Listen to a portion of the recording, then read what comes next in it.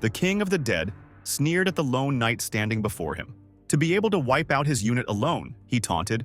What kind of being was this knight? The knight remained unmoved, and Gunum continued, acknowledging the disturbance of his research to uncover the ultimate truth. He narrowed his gaze, analyzing the knight's demeanor.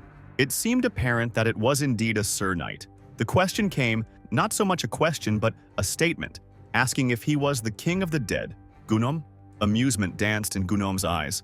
Even knowing who he was, the knight had the audacity to stand before him alone. No sign of a dragon medal indicated this knight was no high-ranking member. How had he bypassed the array of traps set to ensnare intruders?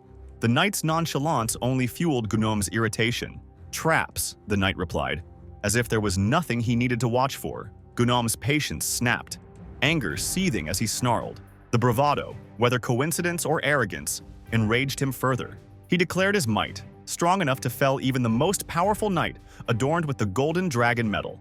To him, this knight was nothing more than a bothersome intruder, and he couldn't even count how many of such knights he'd vanquished. Gunum wagered the knight was on a routine investigation, now cursed to an unfortunate meeting. The monologue ceased abruptly as the knight advanced swiftly, an impressive speed but not yet enough to be a true threat. Gunum summoned an undead dragon, a ferocious beast, ordering it to devour the knight. The dragon would feast, the knight's soul trapped within the monstrous body to suffer for eternity. Yet, Gunum's confidence wavered as he witnessed something unexpected. The knight's power and aura were beyond any he had encountered. With unfathomable speed and strength, the knight dispatched the dragon with an ease that defied all reason. Gunum's disbelief morphed into astonishment. The giant dragon cut to shreds before he could follow the attack with his eyes. An impossible feat unfolded before him, and realization struck hard. He had encountered a true adversary, a force he had never imagined existing. His confusion turned to desperation as he demanded to know the knight's identity. The steady gaze that met him belonged to Ain, who, without a name of significance, revealed what he had once been called. Gunum's eyes widened, recognition flooding his expression. Ain, known as the Nameless Number One, the Phantom Dragon Knight, whispered of in legend, created as the strongest weapon by the Church's dark, forbidden experiments. The existence of 4 knights shrouded in secrecy was now undeniable. Gunum found himself marveling at the notion that the kingdom had fallen so far. Ain, emotionless as ever, processed Gunum's words, though the resonance of that speech stirred something within. An empty life, bereft of identity, love, or glory, a tool of the kingdom without any real humanity.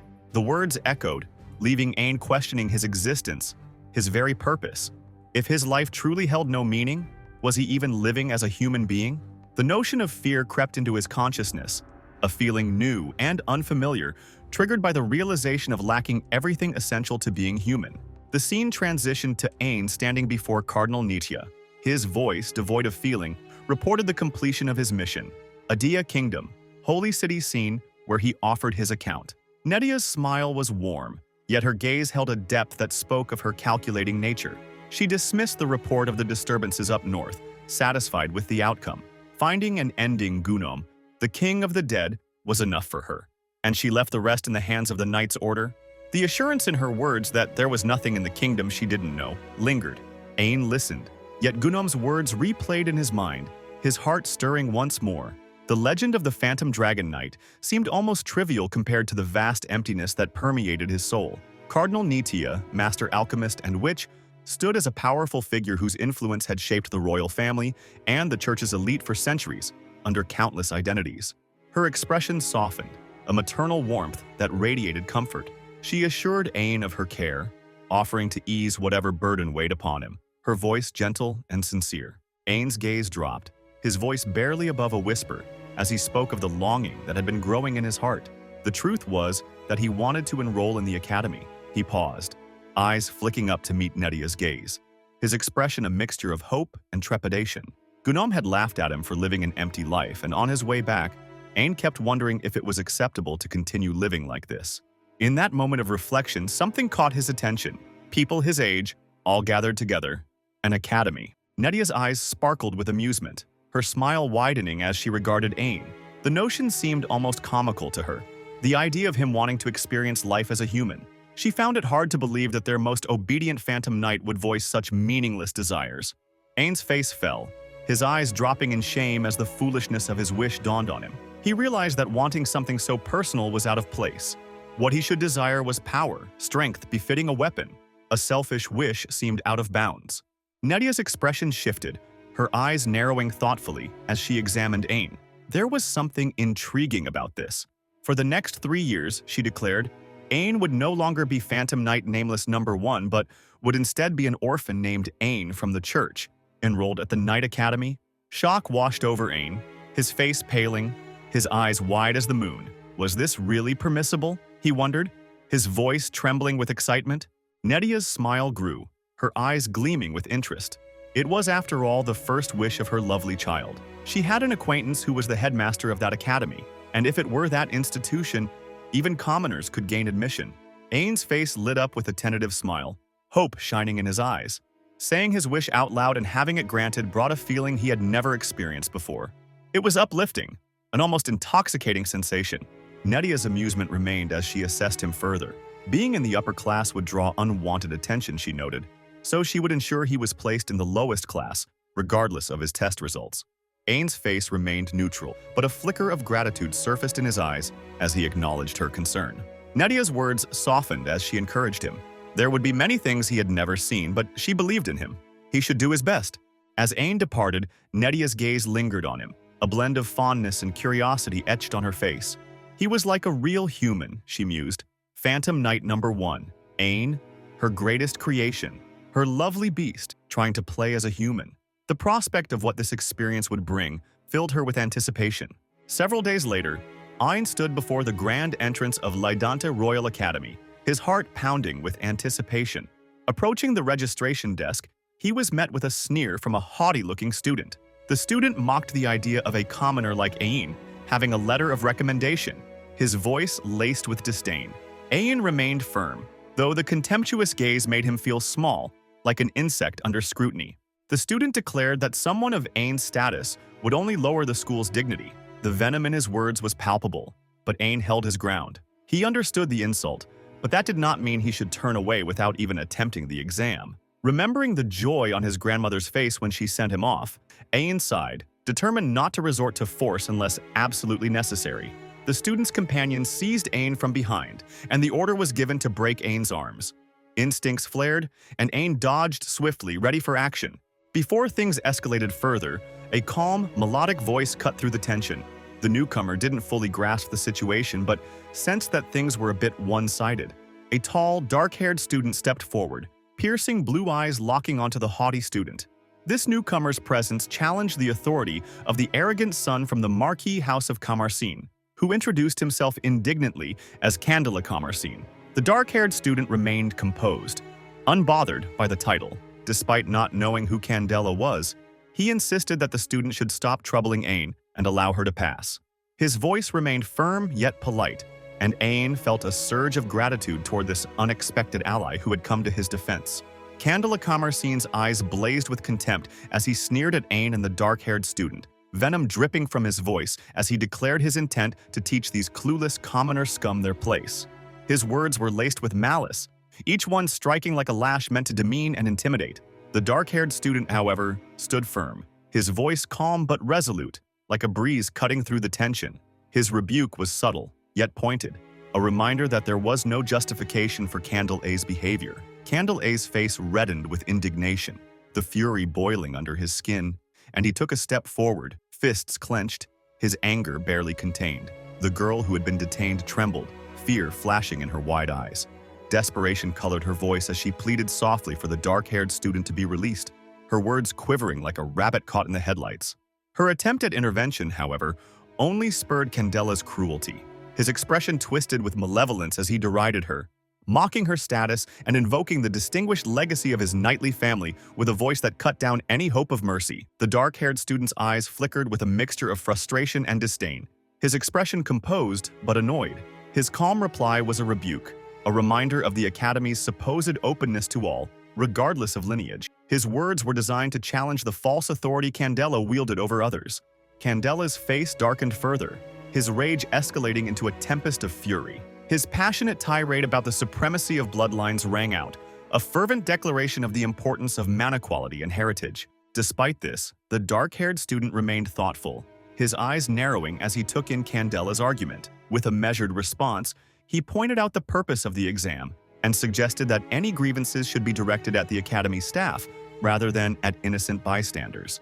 This reminder only stoked Candela's fury, who sighed in mock exasperation, then issued a cold, calculated threat, promising a physical lesson to highlight the gap in their power. Mana began to swirl around Candela, the air thickening with tension.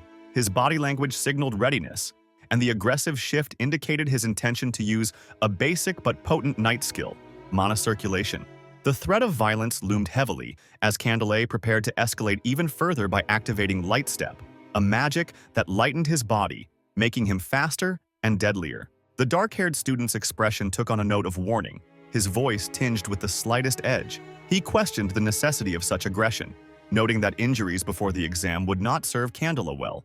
Amusement flickered in Candela's eyes, his cruel grin twisting as he declared his excitement at the prospect of crushing the insolent commoner. The air vibrated as his mana flowed, his body encased in a shimmering aura. Yet, in the face of this hostility, the dark-haired student's eyes glinted with mischief, observing Candela's movements with calculated precision. Realizing Candela's intent to outmaneuver him from behind, the student executed a graceful retreat, stepping back with speed almost imperceptible. Candela's surprise was palpable, his eyes wide and darting around, confusion clouding his features as he stumbled over his words, trying to make sense of what had just happened. The dark-haired student reappeared behind him, amusement evident in his eyes. The shift in position had been so swift that Candela couldn't comprehend it. Shock painted his face pale, and the student's quiet voice echoed around him, teasingly hinting at the disparity in skill. His smile grew as he elaborated, pointing out the ease with which he had circumvented Candela's movements. Candela's confusion only deepened, his eyes darting in disbelief, trying to piece together how his opponent had moved so seamlessly. Stuttering, he grappled with the realization that he had been outmaneuvered. The dark-haired student's teasing continued, drawing attention to Candela's struggle with controlling weightless magic. The remark struck a nerve, and Candela's face flushed, his rage bubbling up once more, caught between disbelief and wounded pride. He attempted to dismiss the embarrassment, but the sting of the mockery clung, further fueling his fury. The dark-haired student's smile wavered, and his eyes narrowed with a sharpened focus. He seemed to register Candela's furious glare with amusement, silently acknowledging the intensity before him. Candela's face contorted with rage, his eyes ablaze, his temper like a storm barely held back. He seethed with anger, promising there would be no escape and no apology accepted now, proclaiming with pride his higher standing as the son of Marquis Camarcine. His voice crashed like a thunderclap, heavy with the weight of inherited authority and self-righteous fury. Despite the tension thickening in the air, the dark-haired student retained his composure, a glint of humor flashing in his eyes. His tone carried a note of sarcastic warning as he remarked on the danger of using a real sword, the understated mockery weaving through his words. Candela, unable to tolerate such insolence, erupted with a snarled demand to be silent, his outburst fierce and unrestrained, like a wounded beast lashing out. Watching the display, the dark-haired student's smile returned, a spark of playful curiosity lighting his features. The way he questioned Candela's next move seemed to further infuriate his opponent, whose expression twisted with dark defiance, declaring his exceptional talent in mana endurance. Candela boasted that, over time, his mana reserves would surely outlast any commoner. His voice carried a challenge, daring the dark-haired student to exhaust himself. The dark-haired student paused, considering the claim with a thoughtful expression, before uttering a simple remark that visibly unsettled Candela. The revelation that he had not even begun circulating his mana struck disbelief into Candela, whose incredulity twisted into desperation. He refused to believe, protesting that it must be a bluff, his denial punctuated by his reddened, angry face. As mana swirled around Candela, the energy in the air became charged, brimming with the promise of violence. His voice dripped with cold confidence as he prepared to demonstrate his true strength. Praising his adversary for forcing this move out of him, Candela issued a warning that this battle was about to end. With a triumphant cry, he announced the secret technique of the Camarcine family, one that exploited weightless magic to encircle his enemy from all sides, ensuring escape was impossible. The name of the move echoed as a gauntlet thrown in the heat of challenge. Flash of 9 circles. The dark-haired student watched, his gaze assessing and unperturbed. Despite the impressive nature of the technique, he noted that desperation fueled the maneuver, understanding its limitations. The moment hung heavy with anticipation as the clash unfolded. Speed and magic blurred together, each move sharper than the last. The dark-haired student's voice, drenched in sarcasm, cut through the chaos as he pointed out the inadequacies in Candela's foundational mastery of weightless magic. Fury painted Candela's features, his rage boiling over as he lashed out, vowing that making him an enemy would not come without consequence. His threats grew desperate, but the dark-haired student remained unfazed, contemplating every reckless word Candela spewed. Nearby, a worried whisper surfaced among the onlookers as the gathering crowd became more apparent. A student murmured that the scene was beginning to attract unwanted attention, suggesting a retreat for those still observing. The figure with cherry blossom-colored hair seemed to consider this. Luluria, eyes brimming with gratitude, directed a warm smile at Ain. Her voice held sincerity as she expressed relief and appreciation, acknowledging that she felt foolish for worrying about the situation now that it had resolved. Ain's expression softened, his eyes radiating a gentle warmth. He introduced himself simply, his smile a beacon of reassurance. Luluria's face brightened with newfound excitement as she acknowledged the Academy's openness in accepting skilled individuals. Her voice trembled slightly as she reflected on how things could have gone terribly wrong without Ain's intervention. The appreciation in her eyes deepened, and she marveled at the twist of fate that had kept her safe. Ain's eyes grew thoughtful, and he listened intently as Luluria, still curious, asked if he was a commoner. A soft chuckle escaped him, and his smile widened, humor lacing his response as he confirmed it in a way that only added to the mystery surrounding him. Luluria's eyes widened with surprise, her face lighting up with excitement. She seemed almost hesitant, her words overflowing with a hopeful energy. Her face flushed as embarrassment quickly followed her outburst, her gaze dropping in a moment of self-consciousness, feeling as though she had overstepped by acting too familiar. The hope in her voice shifted to a quiet, apologetic tone. Ain's surprise mirrored hers, his expression lighting up with unexpected delight. Laughter bubbled up from within him, a deep and rich sound that seemed to fill the space around them. Seeing her reaction, his demeanor softened, a gentle warmth radiating from his kind eyes. Luluria explained nervously, her voice threaded with excitement as she admitted how nervous she had been. She found comfort in Ain's presence as another commoner among so many nobles, feeling relieved to find someone she could relate to. Ain's smile widened, the amusement in his gaze brightening as he listened to her. He admitted that, although he maintained a composed exterior, the excitement within him was palpable. Despite not even finishing his enrollment, he looked forward to achieving his goals within 3 years at the Night Academy. Luluria's hopeful expression did not waver, her voice carrying an eagerness that matched the spark in her eyes. Ain agreed, expressing genuine happiness at the idea of friendship, though a hint of vulnerability seeped through as he revealed he had never had someone he could truly call a friend. Luluria's face lit up even more, the surprise evident as she processed his confession. There was a touch of sorrow in her reaction, as if she felt sympathy for him, but she apologized nonetheless. Ain's expression remained gentle, curiosity mingling with his kindness as he questioned her apology. Before they could dwell any longer, the loud, resonant clang of a bell filled the air, marking the start of the exam.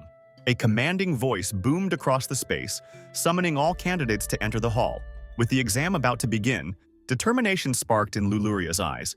She brimmed with enthusiasm, her voice carrying an energy that seemed contagious. Ain's own excitement mirrored hers, his voice echoing her hope. As they stepped into the hall, Candela's eyes narrowed, a menacing glare fixed on Ain.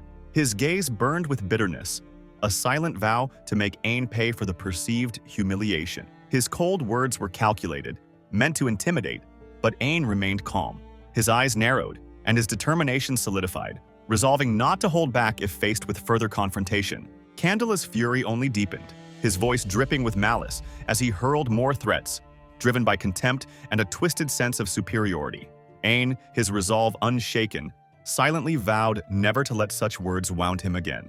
His conviction shone through, a quiet strength that refused to be diminished. Luluria, however, still carried the joy of newfound friendship. Her whisper, almost lost in the rhythm of her own heartbeat. Her face radiated happiness, the thought of having her first friend filling her with joy. Ain's expression grew even softer, his warmth like a beacon that reassured her. His smile remained gentle yet inviting, carrying an unspoken promise of support. Luluria's anticipation for what lay ahead was palpable. her voice tinged with a blend of nervousness and excitement. Ain's amusement never faded, the sparkle in his eyes hinting at the hope and youthful experiences he had yet to embrace. The two of them stood together, the air around them electric with the tension of the moment, hearts brimming with hope and the anticipation of all the adventures to come. The entrance exam was about to begin, and the air was thick with tension. Ain's eyes widened as he took in the sight of the crowded hall where nearly 500 people had gathered.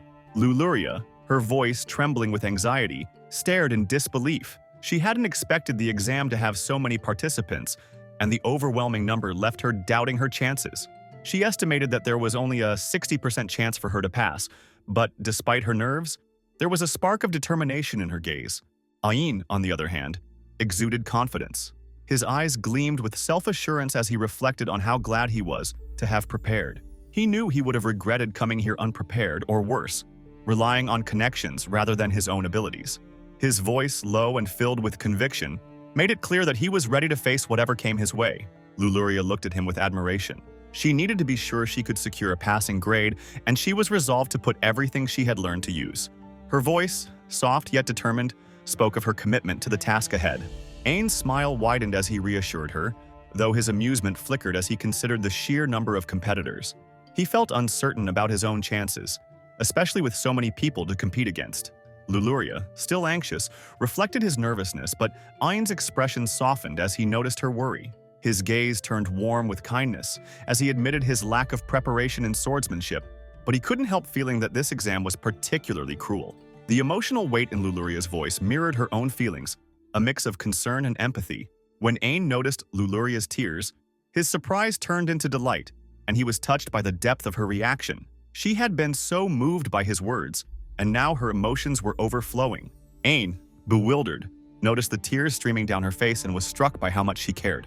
Ain's expression shifted to one of determination, his eyes filled with renewed focus. He vowed to give his all in the exam, his voice resolute with the promise that he would do his best to pass.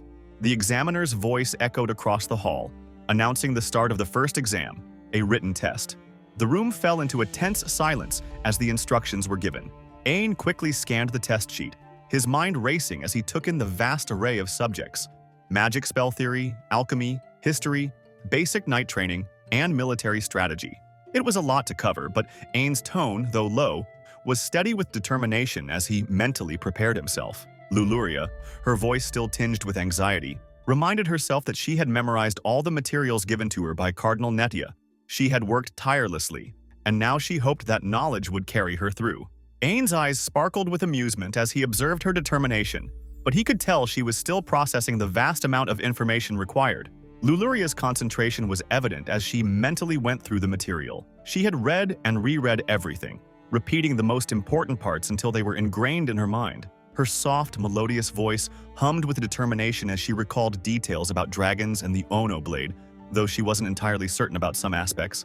Ain's face lit up with confidence as he realized one of the questions was a trick. He grinned to himself, knowing his months of study had prepared him for moments like this. Luluria, her voice filled with excitement, realized that her own efforts were starting to pay off. Ain's confidence grew as he thought he could easily score 80 points, his eyes sparkling with amusement. Luluria, her admiration evident, responded with a simple acknowledgement of his achievement. However, Luluria's face flushed with embarrassment as she apologized for getting too excited. Her voice, soft and sincere, conveyed her remorse for her outburst. Ain, ever the calming presence, reassured her with a warm smile, his eyes reflecting kindness and understanding. Luluria, now curious about Ain's approach to the exam, asked how he was handling it. Ain's smile deepened as he explained how he had tried his best to memorize everything in the last few days. Despite his efforts, he admitted that he had struggled with the section on dragons, as it was unlike what he had expected. His voice, low and filled with conviction, revealed his determination to face the challenge head-on. Luluria's eyes widened in surprise, and her voice trembled with anxiety as she asked what had been bothering him.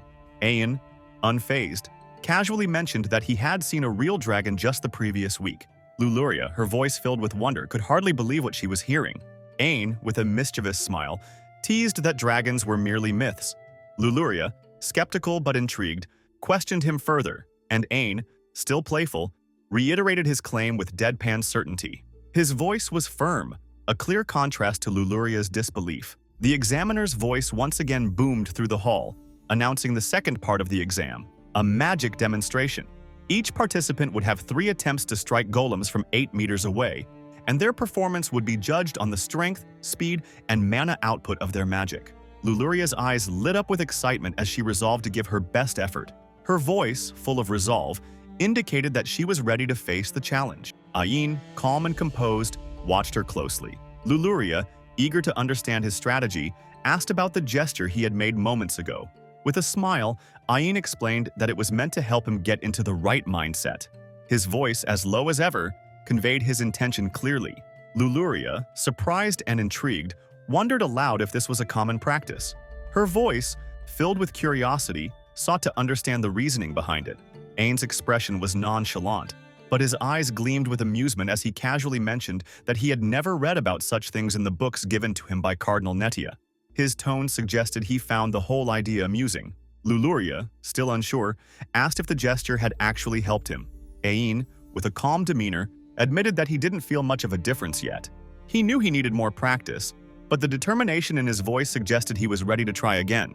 Luluria's eyes sparkled with admiration as she watched Ain, her face lighting up with excitement. She marveled at how stoic he remained in the face of everything, his calm demeanor striking her as both admirable and mysterious.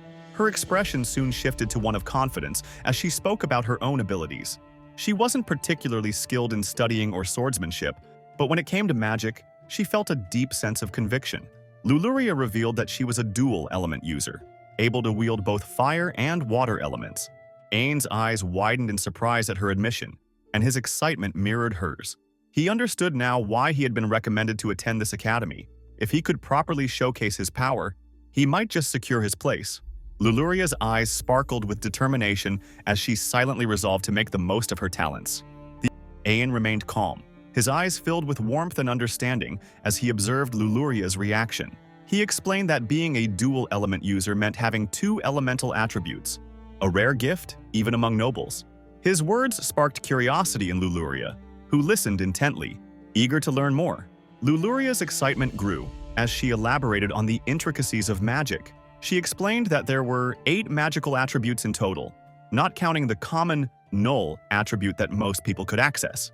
Her voice, filled with enthusiasm, spoke of the complexity and variety of the magical world. Ain's expression turned thoughtful as he processed Luluria's words.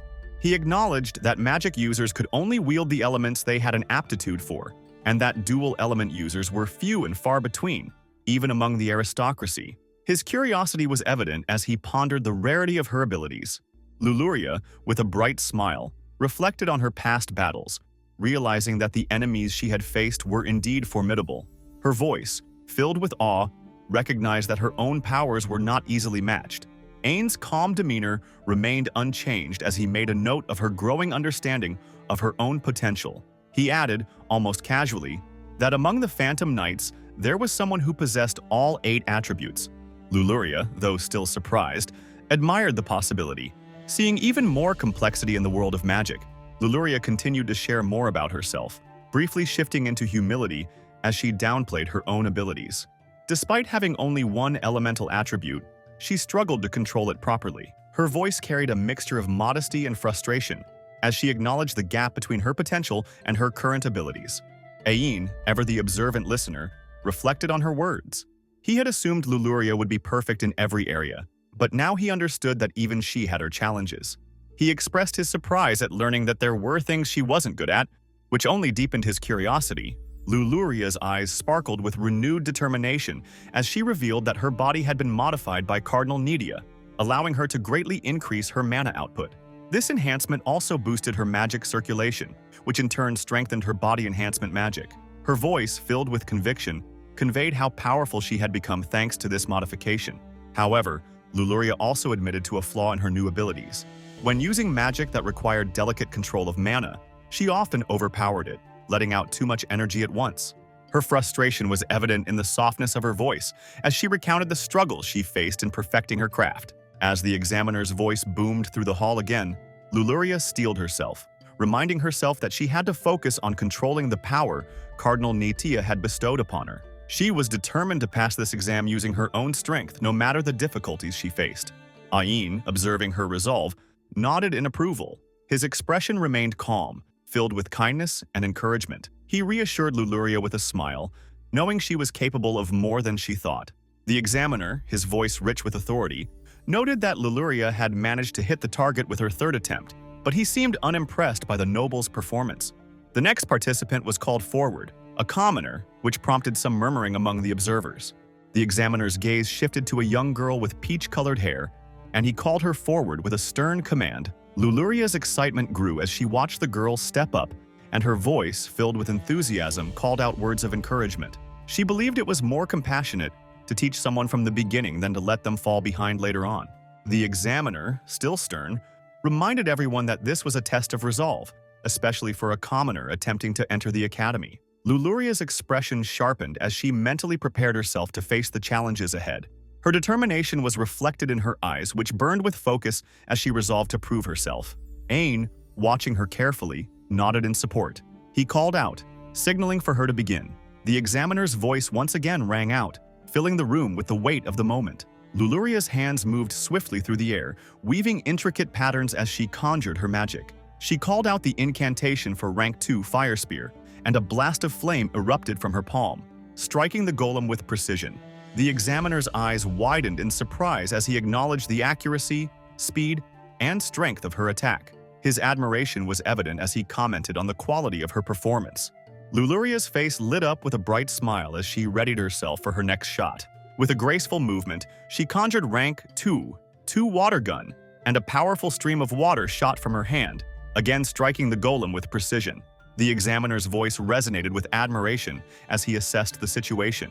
His words acknowledged Luluria's impressive control, especially considering she was just beginning. This made her feel a surge of relief, her excitement growing as she realized the test had gone smoothly. Luluria let out a breath of nervousness, thankful that everything had ended without incident. Ain turned to her with a warm gaze, his eyes sparkling with admiration. He praised her Rank 2 fire arrow, which had been impressive, and reassured her that she was likely to pass. His conviction in his words boosted her confidence, and Luluria smiled brightly in response, feeling encouraged by his belief in her. She then turned her attention to Ain, curiosity shining in her eyes as she asked about his upcoming turn. Ain, ever calm and nonchalant, confirmed that it was indeed his turn next, a glint of amusement dancing in his eyes. Luluria, now determined to help, eagerly pressed her grandmother's handmade charm into Ain's hand. She assured him that it would work for him as well, filled with confidence that it would bring him good fortune. Ain's gratitude was evident, and his eyes sparkled as he accepted the charm, touched by her gesture. She offered her full support, her words soft, yet filled with unwavering conviction. Her teasing side surfaced when she noticed Ain tearing up, her voice light and filled with amusement as she called him a little crybaby. Ain's sheepish expression, tinged with embarrassment, only made her smile more. Luluria, still concerned, reminded him to return the charm once he was done, her voice laced with care. The examiner's booming voice echoed once again, signaling the start of Ain's turn. He quickly moved into position, his hands weaving intricate patterns in the air as he prepared for his shot. As the dark ball formed, the examiner's eyes widened in surprise, recognizing the rarity of the dark attribute. He watched closely, curious about what would happen next. The golem, however, reacted unexpectedly, lurching forward as the dark ball struck with force. The examiner, alarmed, shouted for it to stop, but the magic had already caused the golem to crash to the ground. Ain's face fell in frustration as he realized he had missed the target, his voice filled with frustration and disappointment. Despite the mistake, Ain remained determined. He knew that passing the exam was crucial, and he couldn't afford to miss another shot. The examiner, his eyes narrowing, made it clear that Ain needed to reach the passing grade, even if it meant hitting something else to avoid failure. Ain, still processing the situation, tried to focus. He realized his control over the dark ball had failed, and the resulting impact left him feeling unsettled.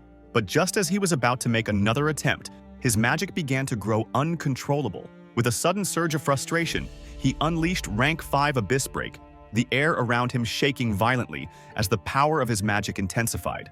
The examiner stumbled back in shock, his eyes wide with fear as the hall descended into chaos. The other students, cowering in fear, couldn't comprehend the magnitude of what they had just witnessed. Ain's frustration twisted into a deeper determination, his eyes blazing as he readied himself for another attempt. unwilling to be defeated by this setback. With another powerful shout, Ain released his magic, this time with full force, determined to land a hit. His anger at missing yet another shot was palpable, but he was determined not to fail. The examiner's desperate voice cut through the noise, pleading for him to stop before things escalated any further. Despite the examiner's desperate pleas, Ain remained unrelenting, his frustration manifesting in the raw power of his magic. The tension in the room was thick, and the examiner, now visibly panicked, calculated that Ain had one more shot left to make something work. He pleaded for one final chance, assuring the others that he could still make the test fair, even though the previous shots were far from perfect. Ain, his voice low and filled with determination, agreed to one final attempt. He knew the importance of this test, not just for his own future but for those around him. The examiner, pale with fear, continued to beg for the chance to complete the test, desperate to avoid the embarrassment of 0 points. The examiner, now shifting to a more coldly calculated tone, declared that he would give Ain a perfect score if that was what was needed to satisfy everyone. His voice was filled with a mix of frustration and authority as he tried to control the situation. As the hall descended into further chaos, the examiner ordered that a staff member with earth magic be summoned to handle the aftermath. Students rushed to comply, and Ain, feeling increasingly uncomfortable with the situation, let out a frustrated growl. He couldn't shake the feeling of being treated unfairly, his anger now turning inward. Meanwhile, Luluria, unable to contain her amusement, let out a burst of laughter at the absurdity of it all. She had been so confident in her magic, but watching Ain's outburst made her realize how much more complex the situation had become. Her playful laughter lingered, still tinged with nervousness from her own experience earlier. The examiner, now exhausted, reflected on the situation, realizing he had not allowed Ain to finish his third shot. Luluria, concerned for her friend, reached out to him with empathy, her voice gentle as she asked if he was all right. Ain, his expression somber, nodded quietly, his disappointment clear. He spoke of the next test being a practical swordsmanship exam, noting that different examiners would handle each area. Luluria's eyes widened with excitement as she spotted the examiner for the swordsmanship test. She pointed him out eagerly, trembling with anticipation. Ain, his expression thoughtful, wished her the best of luck with the test, his voice filled with quiet encouragement. Luluria, grateful for his words, bowed respectfully to the examiner, her voice sincere as she thanked him. She noted that Sir Kars seemed kind, his warm gaze reassuring her that not all challenges had to be met with hostility. Ain, ever the strategist, quietly reminded Luluria that among the knights, there would likely be those who would challenge commoners like her. Luluria, understanding the difficulty ahead, recalled the teacher from their previous test and shuddered at the thought. Ain reassured her that despite any challenges, she would be fine. He nodded toward Sir Kars, who was watching them with a gentle smile. Luluria, filled with admiration, agreed, her conviction clear. She knew, just by looking at his eyes, that someone so kind could never be a bad person. Sir Kars's eyes sparkled with pride, his voice filled with authority as he introduced himself. Royal Knight Kars Commercine. His movements were fluid and dignified as he bowed low.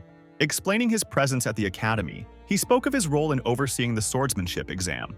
An academy capable of producing excellent knights each year was crucial for the kingdom, he emphasized, and this duty had brought the knights to evaluate its standards. His voice remained firm and commanding, his eyes gleaming with a resolute intensity. Candela's face contorted into a scowl, eyes blazing with anger. The thought of his precious little brother being heavily wounded before such an important exam only fueled his contempt. He expressed his long-standing disapproval of allowing filthy commoner rats to enroll in this sacred knight academy, his words dripping with malice. Sir Kars's expression grew stern, eyes flashing a warning, and he promised to make the offender regret ever wielding a sword. His cold, menacing laughter rang out, layered with anger.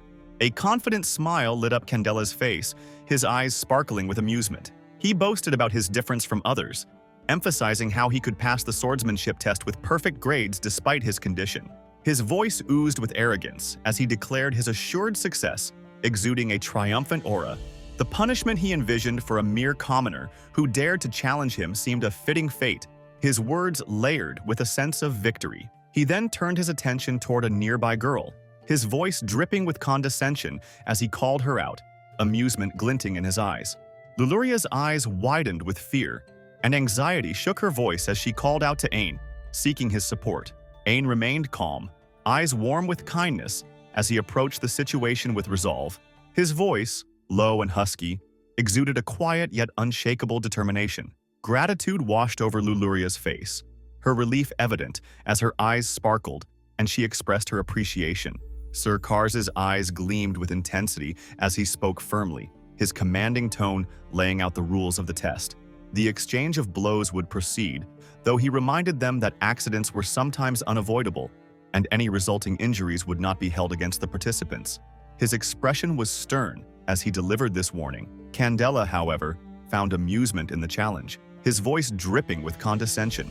Mocking the idea of preparing by circulating mana, he taunted Ain, suggesting he probably couldn't manage such a feat. His eyes glinted with superiority, sneering at the supposed gap between them. Ain's expression remained calm, eyes warm yet steadfast with determination. He held his silence, focusing intently on Candela. A cruel smile spread across Candela's face, his excitement building as he taunted Ain further. His voice thickened with malice, relishing the thought of teaching his opponent a painful lesson. The prospect of breaking his challenger seemed to exhilarate him.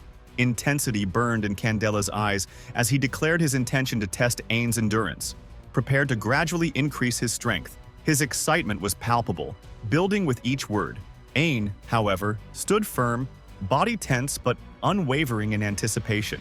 Candela's cruel amusement continued to grow, his laughter echoing with malice as he threatened to get serious. Luluria's shock turned to fear, her voice trembling as she marveled at Ain's ability to withstand such strength. Her disbelief shone through. Unable to comprehend how he remained standing, Candela snarled, his scowl deepening, raging about the inherent difference between nobles and commoners. His voice dripped with venom, expressing his disbelief. Despite this, Ain stayed calm, eyes unwavering in their resolve. Candela's shock visibly shook him, surprise paling his face as he stuttered in disbelief, unable to process how Ain hadn't moved. His fear seeped into his voice, tremulous and uncertain.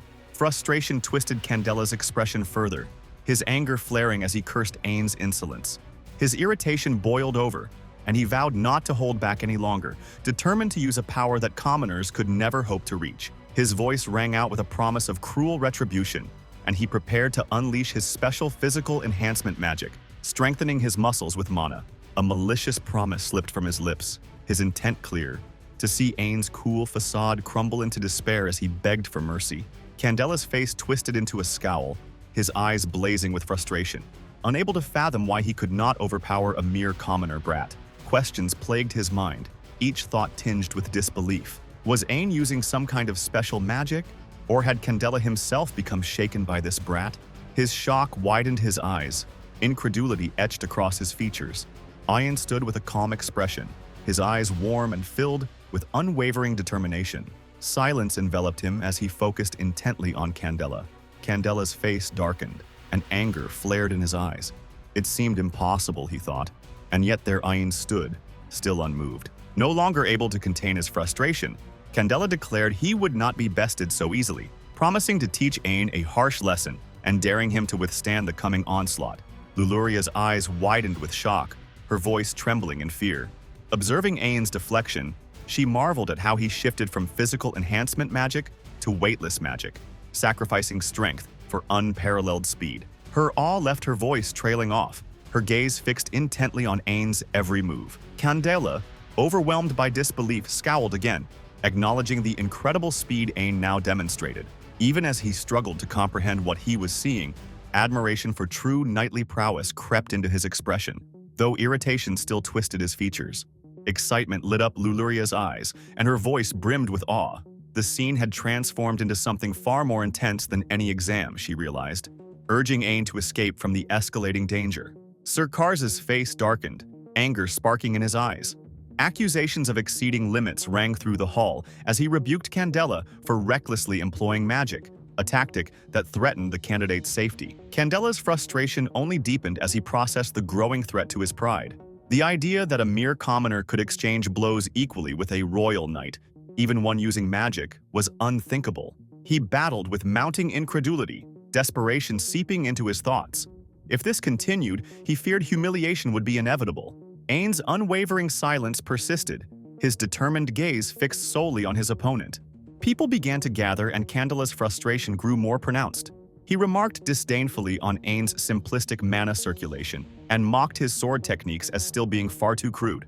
Despite this, Ain's calm resolve remained unbroken, and he stayed silent, eyes locked on Candela.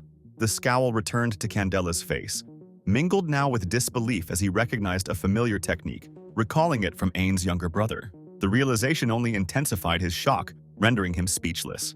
Moments later, Candela's frustration exploded into disbelief as Ain, in a deft maneuver, caused his sword to flip and strike his own jaw.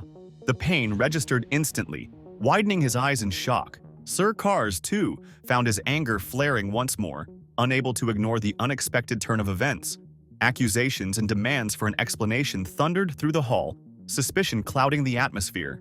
Ain's voice, low and steady, answered without faltering, insisting he had done nothing and that the examiner's sword had simply slipped. Luluria's eyes sparkled with excitement as she grappled with the reality before her, marveling at Ain's ability to dodge the assaults of a knight empowered by weightless magic. Yet she admitted she had only managed to evade in a panic, unsure if Ain had even faced the knight's full strength. The situation left Sir Kars pale and wide-eyed, concern etched deeply on his features.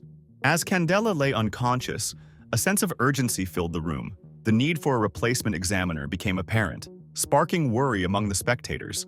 Desperation took hold of Candela, and he called out to his brother, anxiety cracking through his voice as he demanded consideration for his exam. Determination brightened Luluria's gaze as she resolved to pass the exam, despite not achieving a perfect score in swordsmanship. Her voice carried newfound hope, and her eyes remained fixed on Ain.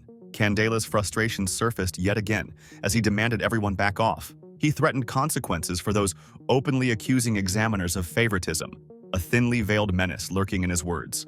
The situation had spiraled into a chaotic dance of authority and struggle.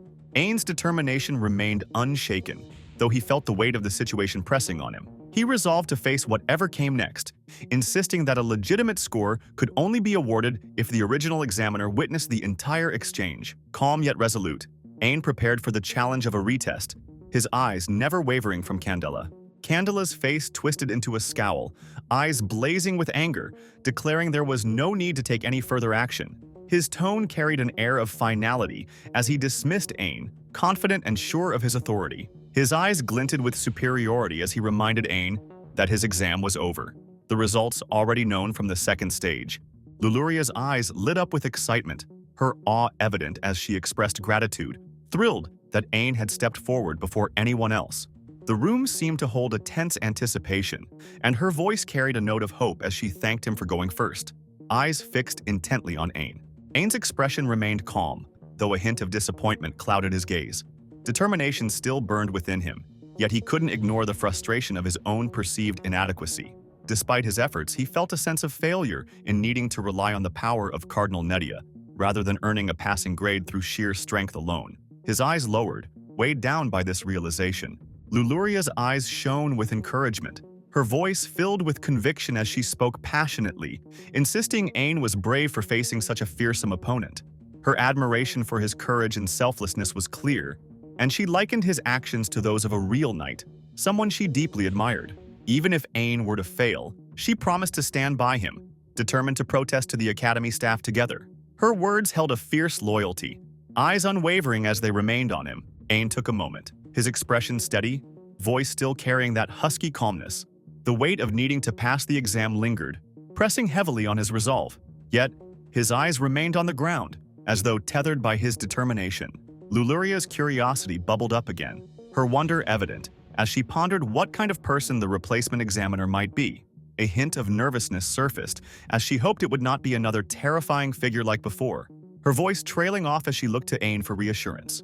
Ain responded with a warm, reassuring gaze, reminding her to stay vigilant and not be deceived by appearances. His voice, though calm and low, offered a sense of steadiness amid the uncertainty. Luluria's expression shifted, understanding dawning in her eyes. She urged that they drop the topic, turning her attention to the announcement board. Her curiosity piqued once more. The day of the exam results was upon them, and she noted where the names of those who had passed were posted. Her anticipation mixed with anxiety as her eyes scanned for familiar names.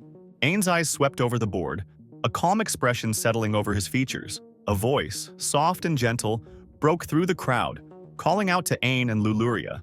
Relief and warmth filled the speaker's tone, glad to have found them after the nerve-wracking wait, and a smile spread across the speaker's face, radiating friendliness. Luluria's joy shone brightly as she beamed at the reunion, expressing how happy she was to see the familiar face once more. Her excitement carried an underlying sadness, aware that this moment might be the last time they would all be together. The thought brought a wistful air to her words, her eyes still focused on Ain. The scene suddenly shifted as a desperate voice cut through the air, belonging to a figure pushing frantically through the gathered crowd. Panic and fear colored every word as they pleaded to be allowed entry into the upper class, desperation spilling from wide, frantic eyes. The thought of their father's disapproval haunted them, voice trembling with barely contained anxiety. Luluria turned to Ain, surprise widening her eyes. Her curiosity piqued as she questioned him about the upper class, wondering what it meant. Her inquiry carried a hint of innocence, voice trailing off as she looked to him for answers. Ain's expression remained composed, a calm understanding in his eyes. Humor touched his voice as he revealed that he hadn't fully familiarized himself with the academy, having spent his time preparing for the exam and learning about the world's common sense. Amusement flickered in his gaze as he addressed the oversight. Luluria's curiosity only deepened, fascination lighting her eyes as she explained how the academy used exam rankings to sort students into classes. Her voice brimmed with wonder as she outlined the 5 classes, A, B, C, D, and E, detailing how each class determined dorm assignments and influenced future career paths. Her explanation carried a sense of discovery, and her gaze remained focused on Ain, as though eager to share this new understanding. Ain's expression turned thoughtful, eyes warm with understanding. He mused about how A-class was often filled with upper-rank nobles each year, while lower-rank nobles tended to be grouped into E-class. The exam result ranking served as a cover, a calculated facade. His voice remained low and husky, carrying a tone of newfound insight. Luluria's eyes widened in surprise, her wonder evident. The realization dawned on her that it was a setup, designed to maintain the appearances of upper-rank nobles. Her voice trailed off, captivated, and her gaze remained fixed on Ain. A soft voice suddenly emerged, breaking the tension, accompanied by a gentle smile. The speaker admired an owl with stunning golden feathers, marveling at its softness and cuteness. The examiner's voice then boomed through the hall, filled with intensity and menace. His command was fierce as he announced the exam results, warning the students not to push or make a scene. Anyone who failed was ordered to leave immediately, and the threat to peck out the eyes of anyone crying left an unsettling silence in his wake. His anger flashed in his eyes. Luluria's eyes widened in surprise once more, amusement blending with disbelief. She noted how even Tox, the owl, seemed less cute now, her voice trailing off as her attention shifted to the announcement board. Ain's gaze swept across the board, his expression turning calm and steady. He found the results. E-class, rank 65, 151 points. The names appeared, Luluria and Grand Guilford, his own name nestled among them. His voice remained low, but excitement sparkled in his eyes. Luluria's joy was infectious, her enthusiasm bubbling over. The prospect of being in the same class filled her with anticipation. She vowed to do her best together, her voice warm and sincere, even as she acknowledged the differing class statuses. Her eyes remained fixed intently on Ain. Ain's demeanor remained composed, offering reassurance despite the setback. The disappointment of not being placed in the top class was evident, his voice heavy with regret. He reflected on barely passing, the rank showing he had narrowly made it, but the gap in scores left him feeling unfulfilled. His eyes focused on the ground, burdened by the outcome. Luluria, undeterred, offered words of encouragement. She expressed her gratitude for being placed in the same class as Ain, though the outcome still puzzled her. The idea of Ain belonging in A-class seemed undeniable, yet she valued their friendship more than prestige. Her voice carried heartfelt conviction, her gaze never wavering from him. Ain's calm persisted, appreciation softening his eyes. He shared in the happiness of being together, his excitement resurfacing. Anticipation for the future brightened his expression, and his voice remained husky but warm, filled with a renewed sense of purpose. Nearby, Candela's face contorted in a furious scowl, eyes blazing with anger. The D-class placement filled him with outrage. He fumed about the stain this would leave on his family's name. Certain the academy had disrespected the Marquis Camarcine's household. Indignation burned in his voice, his rage palpable. Luluria found humor in the situation, her amusement bubbling up as she laughed. She likened Candela's angry outburst to the earlier menace of the owl, her voice trailing off as she watched him. A whisper threaded through the crowd, filled with curiosity and intrigue. Eyes turned toward Ain, marveling at how his performance in magic, swordsmanship, and even the writing test had been superior to the average knights.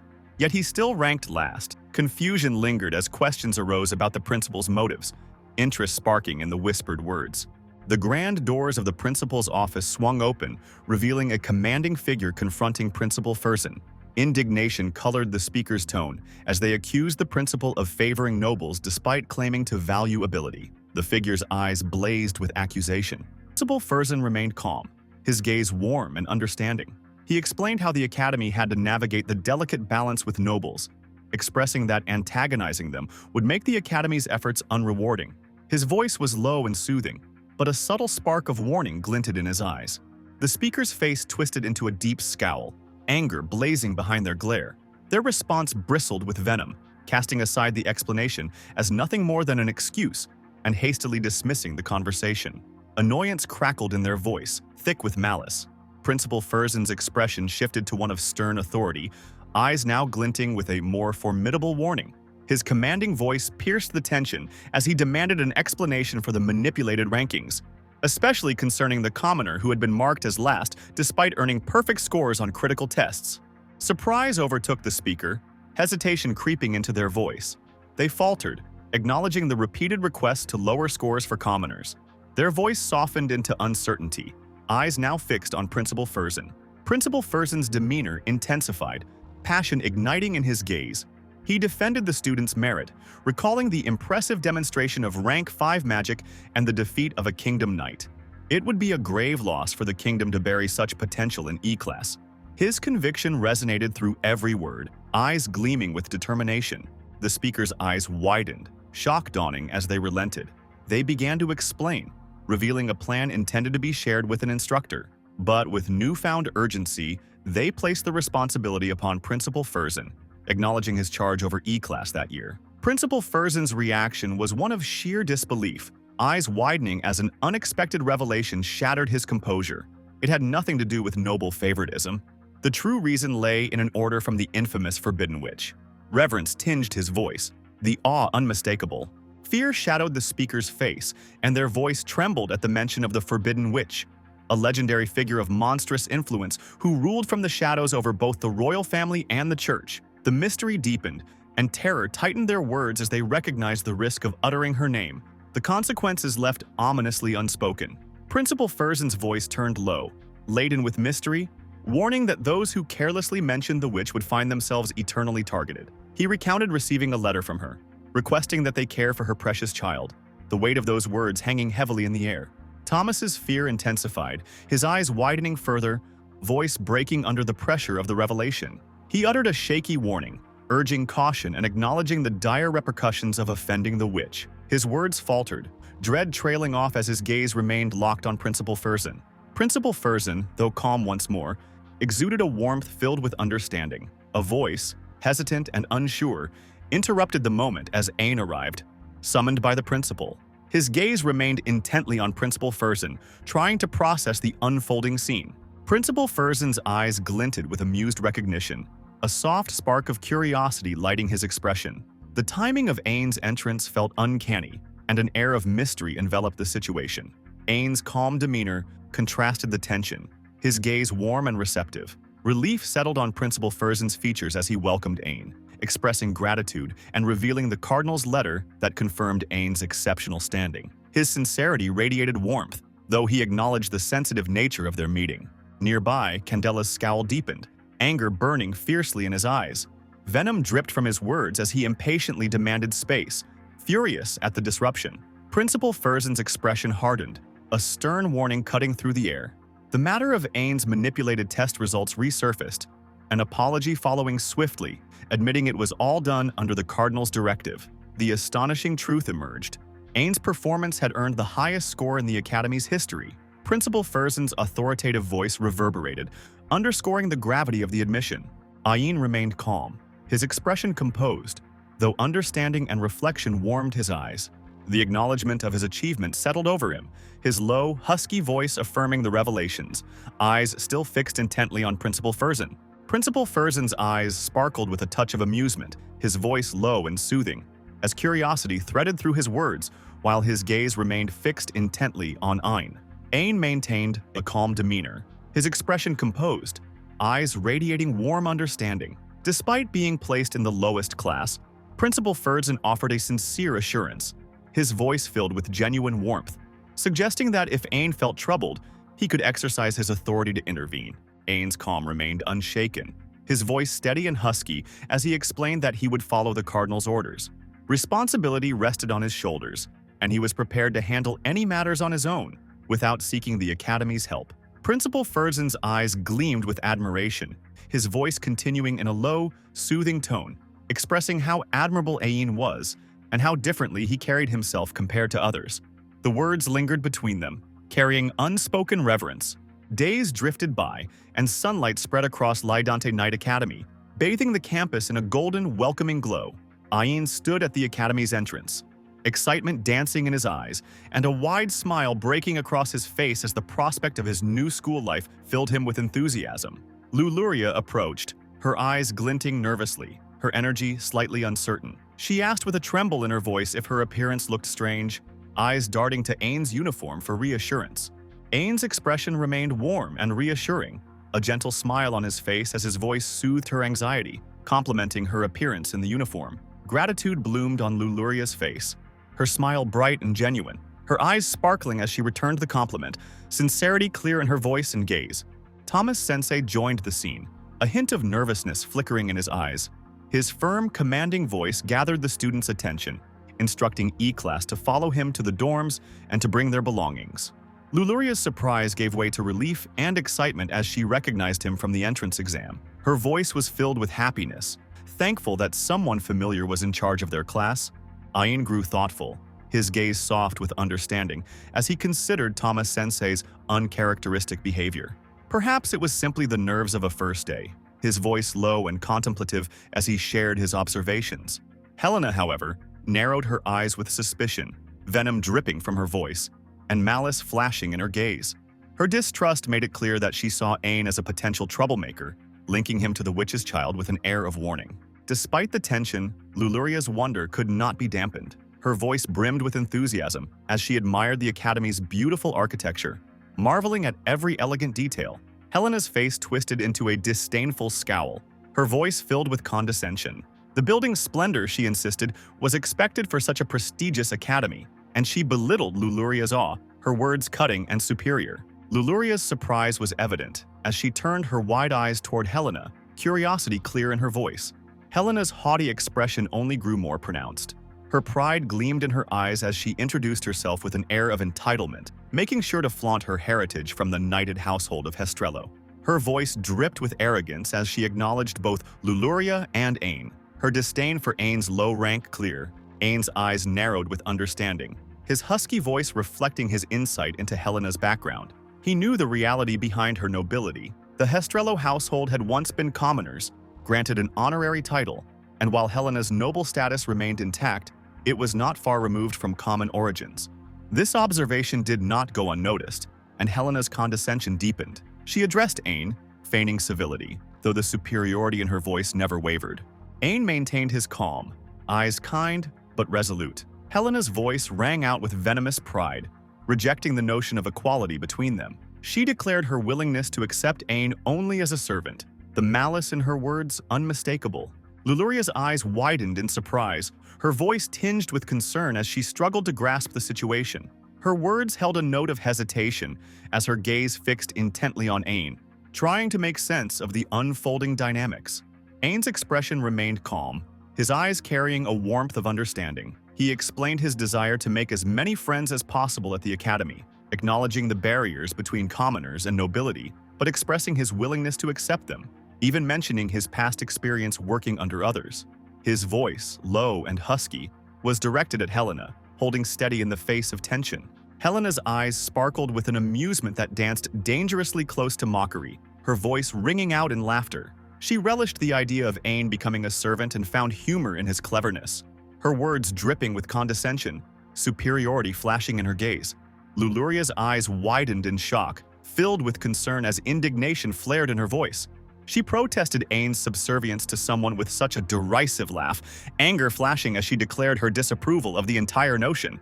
Thomas Sensei approached the group, a flicker of nervousness in his eyes. His voice carried a tone of disbelief as he announced their arrival at the dorm house. He struggled to hide his astonishment, his gaze fixed firmly on the building before them. Helena's eyes widened in disgust, her voice rising in anger as she demanded an explanation. The rumors had hinted at differences between class accommodations, but she had never expected anything so poor. Her voice, laced with indignation, pressed Thomas Sensei for answers as her eyes blazed. Thomas Sensei's expression softened, his voice remaining low and soothing. He explained calmly that what lay before them was indeed the dormitory for E-class, noting that unlike other dorms with private rooms, theirs consisted of a single communal space. His gaze never wavered as he spoke, his voice steady. A group of D-class students approached, their eyes glinting with malice, and their words dripped with condescension. They taunted the E-class, declaring the building a fitting cage for those at the bottom, their eyes brimming with superiority. Luluria's eyes narrowed slightly, suspicion and concern flaring in her voice as she tried to focus on the moment. Her tone remained hesitant as she urged her classmates to drop their belongings, her gaze shifting between Thomas Sensei and the others. Helena's face contorted into a scowl, anger blazing in her eyes as outrage filled her voice. She bitterly expressed her disbelief at having to live in such conditions. A communal room unbefitting a noble, her disdain unmistakable. Thomas Sensei remained composed, his voice calm and understanding. He reminded Helena of the Academy's rules and offered her the option to resign if she couldn't accept them, mentioning that many nobles had done so before when assigned to E-class. His voice carried a soothing but resolute quality, his eyes holding firm. Helena's frustration only grew, her anger evident as she challenged the group to speak up, her voice full of disgust at the idea of living in such a setting. Luluria's eyes lit up with unexpected amusement, laughter bubbling in her voice as she remarked on the dorm's adequacy. She noted with sarcasm that the building was still better than sleeping in a place vulnerable to monster attacks or with a roof that might blow away. Her gaze fixed on Helena, her words filled with playful confidence. Helena's shock deepened, her disdainful voice faltering as she questioned the kind of places Luluria must have lived. She turned desperately to Luluria, hoping for female solidarity, her voice laced with condescension. Luluria only laughed more, her eyes glimmering with confidence. She dismissed Helena's concerns, mentioning that her hometown was even older and that the prospect of sharing the room with only a few girls did not bother her at all. Her tone was self-assured, and her gaze remained steady on Helena. Helena's face twisted further into a scowl, anger blazing anew. She accused the commoners of adapting too quickly and hinted maliciously at a system for changing dorm assignments. Thomas Sensei's voice cut through the tension, calm and soothing.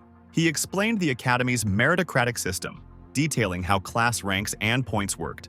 Every 6 months, these points would determine if the class ranks could change. His gaze settled on the group, emphasizing the unique nature of the Academy's system, his voice unwavering and full of understanding. Ain's eyes sparkled with curiosity as he eagerly shared what he had learned. His voice, filled with interest, explained the class rank system that went beyond individual rankings. He spoke of class points being determined by lectures, attitudes, and written exams. These points, he noted, influenced everything from the quality of the dormitories and meals to opportunities for advancement within the kingdom's knightly ranks.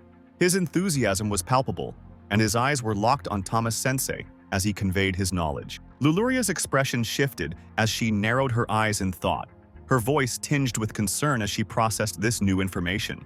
She expressed her skepticism about the system, pointing out the vast gap in ability between the E-class and the A-class. Her words carried an underlying worry, and her gaze never left Thomas Sensei as she sought clarity. Ain too seemed pensive, his expression turning skeptical. He raised a question that lingered in the air. If class points determined the overall outcome, why would the individual rankings matter so much? His tone was thoughtful, his eyes heavy with the weight of unspoken implications. Luluria quickly found herself in agreement with Ayan, her eyes sparkling with excitement as she voiced her admiration. Her words flowed with enthusiasm, recognizing Ayan's insight into the situation. She seemed relieved to have found someone who understood the underlying issues, her gaze fixated on him. Thomas Sensei's expression grew more serious as he presented the current class points. His voice, now low and soothing, rattled off the points. A class with 243 points, B class with 215, C class at 189, D class with 163, and E class at 137. His eyes remained steady, offering a clear presentation of the numbers. Helena's eyes widened, a mixture of shock and dismay flooding her face. She questioned the staggering difference in points, especially the over 100-point gap between E class and A class. Her concern was evident in her voice as she sought confirmation, her eyes trained on Thomas Sensei. Thomas Sensei remained calm, nodding as he confirmed the accuracy of the points. His voice, still soothing, remarked that while the gap may seem reasonable, it was a difference they would never be able to overcome. The words carried a weight of finality. Ain's expression sharpened as he mulled over the situation, his skepticism rising once again. He questioned the fairness of a system that made it impossible for classes to make any meaningful difference in the rankings. His voice, though quiet, carried a layer of doubt as he pondered the real issue at hand. Thomas Sensei explained the purpose behind the class point system. He shared that it was designed to foster both competition and camaraderie among students, as well as to keep them aware of their academic standings. His tone was serious yet understanding, his eyes never leaving the group as he spoke of the Academy's intentions. Luluria's curiosity was piqued, her voice light with interest as she recalled how class ranks had rarely changed in the past. She spoke with wonder, her eyes fixated on Thomas Sensei as she sought to understand the deeper workings of the Academy. The somber shift in Thomas Sensei's expression signaled a more serious turn in the conversation. He explained the Academy's growing favoritism towards upper-class nobles, noting how the institution had created a system that placed a burden on the lower classes. He spoke of how the E-class served as an outlet for nobles to unload their stress and frustrations, all while helping make the strict academy life of the upper class more bearable. His voice was heavy with the truth, his eyes reflecting the sincerity of his words. Ain's eyes narrowed further as he pieced together the situation. He spoke quietly, his voice filled with skepticism as he identified the E-class's real purpose within the academy. The words hung in the air, carrying an air of realization. Luluria's eyes brightened with understanding as she connected the dots. Her voice, filled with comprehension, recognized the stark differences in the treatment of the E-class, finally understanding why their dormitory was so vastly different from the others. She felt the weight of the truth in the atmosphere around them. Helena's shock turned into indignation, her voice trembling with disbelief. She demanded to know if it had always been impossible for E-class to improve its rank. Her words were tinged with a deep frustration, and her eyes reflected the raw emotions she struggled to suppress. Thomas Sensei's expression grew enigmatic, his voice soft and mysterious, as he hinted at something beyond their understanding. He suggested that this year might hold a surprising turn of events, his words filled with a sense of anticipation and intrigue. His eyes gleamed, adding weight to his cryptic words. Luluria, her curiosity piqued, leaned forward with wonder in her voice. She asked what Thomas Sensei meant, her gaze fixed on him, eager for answers. Thomas Sensei grew more serious as he clarified the situation. He revealed that this year's D class was made up of students from middle-rank nobility who couldn't be placed in E class. He spoke with a hint of disdain for their group, suggesting that their results wouldn't make any significant difference in the grand scheme of things. His voice dripped with skepticism, his eyes flashing with a barely contained contempt for the class. Helena, ever determined, narrowed her eyes as she contemplated their next move. Her voice was filled with conviction as she issued a challenge to the group. She encouraged them to defeat the D class if they were dissatisfied with their position, her eyes sparkling with defiance as she dared them to rise above their circumstances. Thomas Sensei's expression turned stern as he addressed Helena's words. He commented on her apparent responsibility as the instructor, his tone laced with concern as he noted the heavy burden she carried. His words were a mix of gentle reproach and genuine care, his gaze softening as he regarded her. Finally, Thomas Sensei's expression turned somber once again, his voice heavy with sincerity. He apologized for the political situation they found themselves in, acknowledging that he was dragging them into the complexities of academy life. His eyes locked on each of them as he urged them to strive beyond the system if they could, offering an unspoken hope for change. His words were filled with genuine concern, his understanding of their struggles evident in every syllable.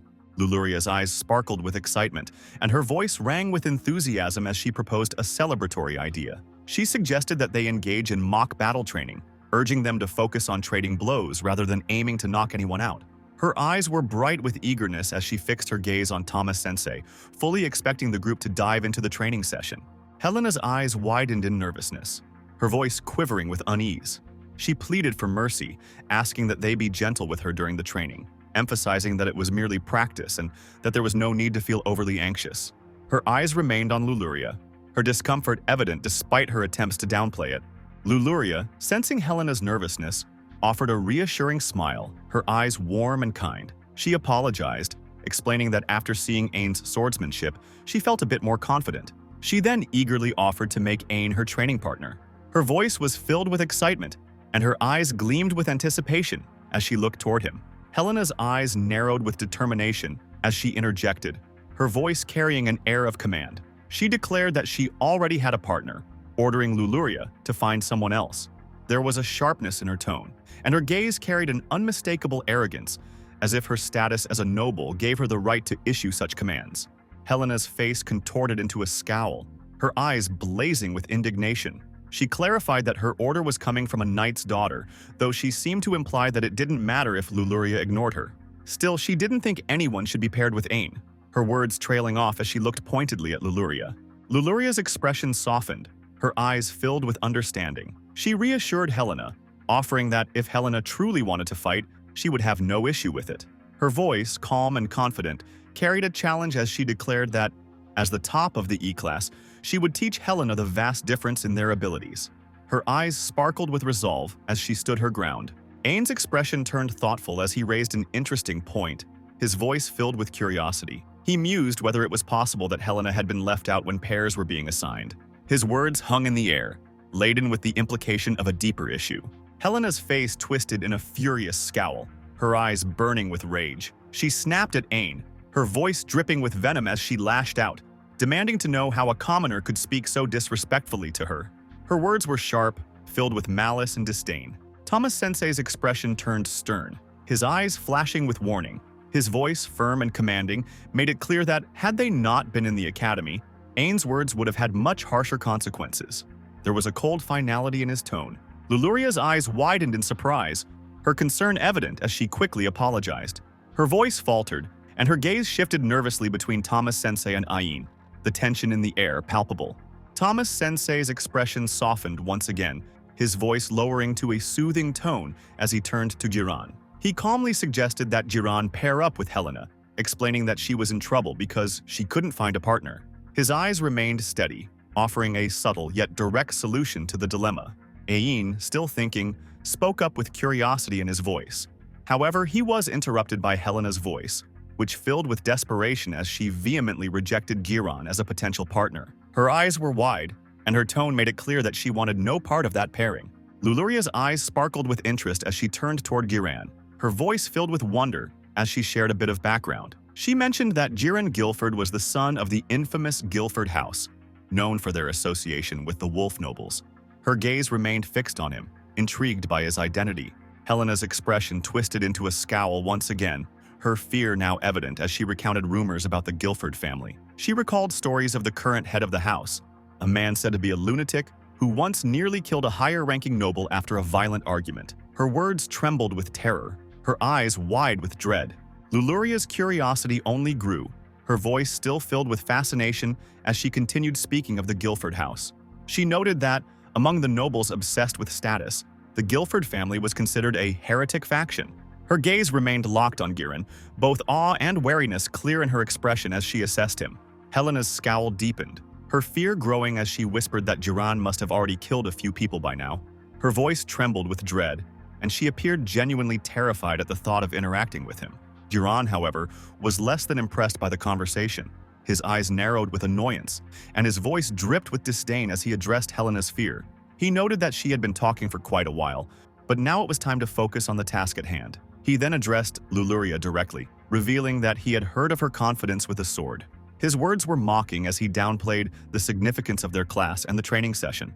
Though there was a sharp edge to his challenge, he stated he wasn't expecting much from the lecture, but he would be willing to play with her for a while. Ain expressed his relief to Helena, appreciating that she had found a training partner, though the partner himself bore a menacing aura. The partner stood with a wooden sword resting on his shoulder, his piercing gaze fixed on Helena. Luluria felt a chill sweep over her as she discerned the true identity of Helena's opponent, recognizing him as the son of the infamous wolf noble, a family notorious for their aggressive nature. A shout echoed as Giron called Helena to his side, urging her to prepare for the sparring. Helena braced herself for the battles ahead, while Ain advised Luluria to practice tracking their opponent's movements with her eyes. She nodded absently, her thoughts clearly elsewhere. Ayin noticed her distraction and asked about her unease. Luluria confessed her concerns for Helena, her attention drawn to Giron delivering powerful strikes against her friend. Helena seemed overwhelmed, her defenses faltering. Ain, watching intently, noted to himself the immense disparity in their abilities. Giron's strikes appeared too powerful, the gap in their magic circulation making the duel feel unfair. Luluria, her face tinged with sadness, murmured about Thomas Sensei's instructions to bring injured students to the infirmary. Yet, leaving Helena in her current state felt wrong. Ain agreed, remarking that the situation did not look good. A chilling realization gripped Luluria as she observed Giron's next move. It seemed as though he genuinely intended to harm Helena with his latest strike. Acting decisively, Ain seized a wooden sword and intervened, blocking Giron's attack just before it reached Helena. Helena, who had resigned herself to the blow, looked on in shock. The realization that she had narrowly escaped harm left her trembling behind Ain, who stood as her shield. She struggled to comprehend the near-fatal intensity of the attack, whispering in disbelief that Giron had truly aimed to kill her. Ain, resolute, thought to himself that even in practice, such aggression was far too dangerous. Giron dismissed the severity of his actions, claiming that accidents happened during training and that teachers in the infirmary were there for such situations. Ain countered, urging Giron to show respect to his peers and try to get along, as they were classmates. Giron scoffed at the suggestion, his disdain for those he deemed inferior palpable. Ain reminded him that they were equals in the same class, but Giron bristled at the notion, finding it degrading to be associated with others he saw as beneath him. The tension thickened as Ain pointed out that isolating himself would only harm Giron in the long run. He emphasized that Giron had nearly caused serious harm to Helena and needed to apologize. Giron's expression twisted with indignation, his pride wounded by the demand. He openly declared his refusal to bow to a commoner from a knight's house, seeing such an act as unthinkable for someone of his noble lineage. Instead, Giron proposed a challenge, offering to apologize if Ain could defeat him in a duel. However, should Ain lose, he would have to kneel and apologize for daring to interfere. The proposal intrigued Ain, who saw an opportunity to test his own abilities. Giron taunted him, suggesting he retreat if he lacked the courage to face him. Despite Helena and Luluria's visible concern, Ain accepted the challenge. Helena warned him of Giron's formidable skill, emphasizing that he had already bested her and doubted Ain would escape unscathed. Ain, acknowledging her worry with appreciation, reassured her of his resolve. Helena, flustered, dismissed any deeper meaning to her concern, attributing it to the thought of losing her servant. Ain nodded, his determination unshaken, explaining that he was merely seeking to hone his skills. Giron, relishing the prospect of the duel, handed Ain a real sword, a far cry from the wooden one he had wielded moments earlier. The tension in the air was palpable as Ain suggested clarifying the rules before they began. Giron dismissed the suggestion with a confident smirk, asserting that he would defeat Ain before any excuses could arise. With that, Giron charged, his movement swift and deliberate. Helena and Luluria, unable to contain their worry, called out Ain's name. Ain stood his ground, blocking Giron's heavy strike. Observing Giron's technique, he acknowledged the sheer weight and speed of the attack. In his mind, he conceded that among the students in the academy, Giron's abilities were indeed exceptional. Giron stood in stunned silence, the realization dawning on him that Ayin had absorbed his attack without so much as flinching. His voice carried an edge of disbelief as he acknowledged Ain's unexpected resilience, remarking on how effectively Ain was holding his ground. Determined to end the stalemate, Giron announced his intention to use physical enhancement magic, shouting his declaration with fervor. The intensity of his words left both Helena and Luluria wide-eyed, their shock evident in their gaping expressions. They murmured to one another, marveling at the revelation that Giron, newly enrolled in the academy, had already mastered such advanced magic. Their whispers carried questions about why someone of his caliber was even placed in their class. Ain's sharp gaze caught Giron, creating distance between them, clearly preparing to activate his magic. This prompted Ain to wonder why Giran hesitated to use it instantly. Dismissing the thought, he focused on the fight ahead, muttering to himself that he had no intention of playing around. Lowering his upper body, Ain executed a swift strike, the blade of his sword slicing past Giran's side with controlled precision. The force of the swing drove Giran to his knees, his posture crumbling as he used his sword for support. Ain observed his opponent's state and calmly suggested that they conclude the duel. Giran's response was defiant, his voice filled with indignation as he insisted the fight was not over. He pointed out that his sword remained in his grasp and begrudgingly admitted that Ain had taken advantage of the gap created during the activation of his magic. Helena, observing the scene, mocked Giran for ending up on one knee, her teasing tone earning a cautionary word from Luluria, who urged her not to provoke him further. Giran's frustration grew as Ain remarked that had the fight continued, he would have been forced to cut Giran down. Ain's words carried a weight of finality, a swordsman's warning rooted in experience. Hearing this, Giran's anger surged. Grinding his teeth, he clenched his fists, his body beginning to emit a fierce aura. He refused to accept the notion of defeat, his voice rising as he proclaimed that a noble like himself, a baron's son from the Guilford house, could never lose to a commoner from the inferior class. Helena and Luluria watched in alarm as a red glow enveloped Giran, his mana intensifying to an extraordinary degree. They exchanged worried glances, remarking on how far Giran's magic exceeded the level expected of a student. Giran took a step forward, his aura now an imposing force, and activated the secret magic of his family, the Rakshasa armor. The fiery mana surged around him, forming an ethereal armor with two prominent horns, flames licking at its edges. Declaring that there was no way he would lose to someone beneath him, he charged at Ain with newfound speed, his body a blur of energy. Ain immediately recognized Giran's increased agility, noting the danger posed by his approach. Helena and Luluria gasped as they realized the destructive nature of Giran's mana armor, which left burning trails in its wake. Even his blade was now shrouded in mana, rendering it nearly impossible to create distance. As Giran unleashed a heavy strike, Ain met it head-on, calmly and confidently blocking the blow. Giran's laughter echoed as their swords clashed, his voice brimming with pride as he boasted about the invincibility of his armor. He revealed that the armor could only be maintained for 1 minute, issuing a challenge for Ain to survive until it dissipated or face certain defeat. Ain, his expression unwavering, proposed an alternative. Before he could finish, Giran interrupted with another heavy swing, taunting him with laughter and mocking his inability to act at such close range. In response, Ain delivered a sudden and decisive punch, his fist connecting with Giran's face and knocking him back.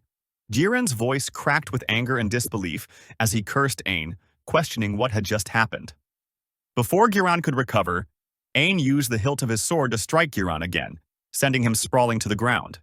Helena and Luluria stared in disbelief, struggling to comprehend what they had just witnessed. Ain stood over Giran, composed and unscathed, dismissing the encounter as nothing special. He explained that it was merely a punch. Giran, his face swollen and his eyes wide with shock, muttered in disbelief. He could not fathom that his Rakshasa armor had been shattered by a direct attack from a commoner in E-class. Ain remained composed as he asked Giran if they were finished. Giran, overwhelmed by his defeat, began to cry, hastily wiping his tears with his fists. Sitting up, he admitted his loss and offered an apology, acknowledging that he had underestimated Ain because of his lower-class status. Ain, however, directed Giran's attention to Helena, reminding him that she was the one he owed an apology to, as she had been the one nearly injured in his reckless display. Helena joined in agreement, expressing that Ain was right. She admitted how scared she had been at the time and, still nervous, attempted to mask her unease with a faint, trembling smile as she brushed away the lingering chills on her face. She hesitated before stating that everything was fine now. Giran, still uncertain, asked again if she was truly all right. Helena responded affirmatively, and Giran, bowing his head slightly, apologized for taking out his frustrations on her. Dropping to one knee, he expressed his regret with genuine humility, a sight that left Ain visibly surprised. Ain told him there was no need to go to such lengths, but Giran, with newfound clarity, insisted that his head had finally cooled after their battle. He confessed that his previous behavior had been disgraceful, a sentiment that even Helena found shocking. She reassured him with a soft comment that it was fine now, thanking Ain for ensuring that she had not been hurt after all. Ain then questioned Giran about his earlier statement, asking what he had meant by taking out his frustration on Helena. Giran hesitated, his expression clouded with reluctance, before brushing it off as an unimportant story. He eventually explained that during his third test, the instructor turned out to be an acquaintance of a noble whom his father had bested in the past. He emphasized that while he bore no grudge against his father, it had been a petty act of revenge. Giran admitted that he was confident in his abilities and could have earned an A on his own merit, but the situation had left him publicly humiliated, mocked, and dragged down due to his father's actions. He explained that this led to his placement in Class E, a consequence he initially thought beneath him. Continuing, Giran admitted he had believed there was nothing to gain from being in such a class. He never imagined he would end up fighting someone like Ain without the use of special magic. He reflected on how close he had been to becoming a graduate of the prestigious Le Dante Royal Knight Academy. Giran noted that compared to other elite institutions, the favoritism at Le Dante was far worse. Despite this, he had believed that enduring 3 years of hardship and aiming for expulsion would be a better option than wasting his time. Hearing this, Ain was taken aback and commented that Giran had been carrying such thoughts all this time. Giran, however, admitted he had been wrong to presume there was nothing of value in Class E. Ain expressed that this realization was good for Giran, but what followed left him bewildered.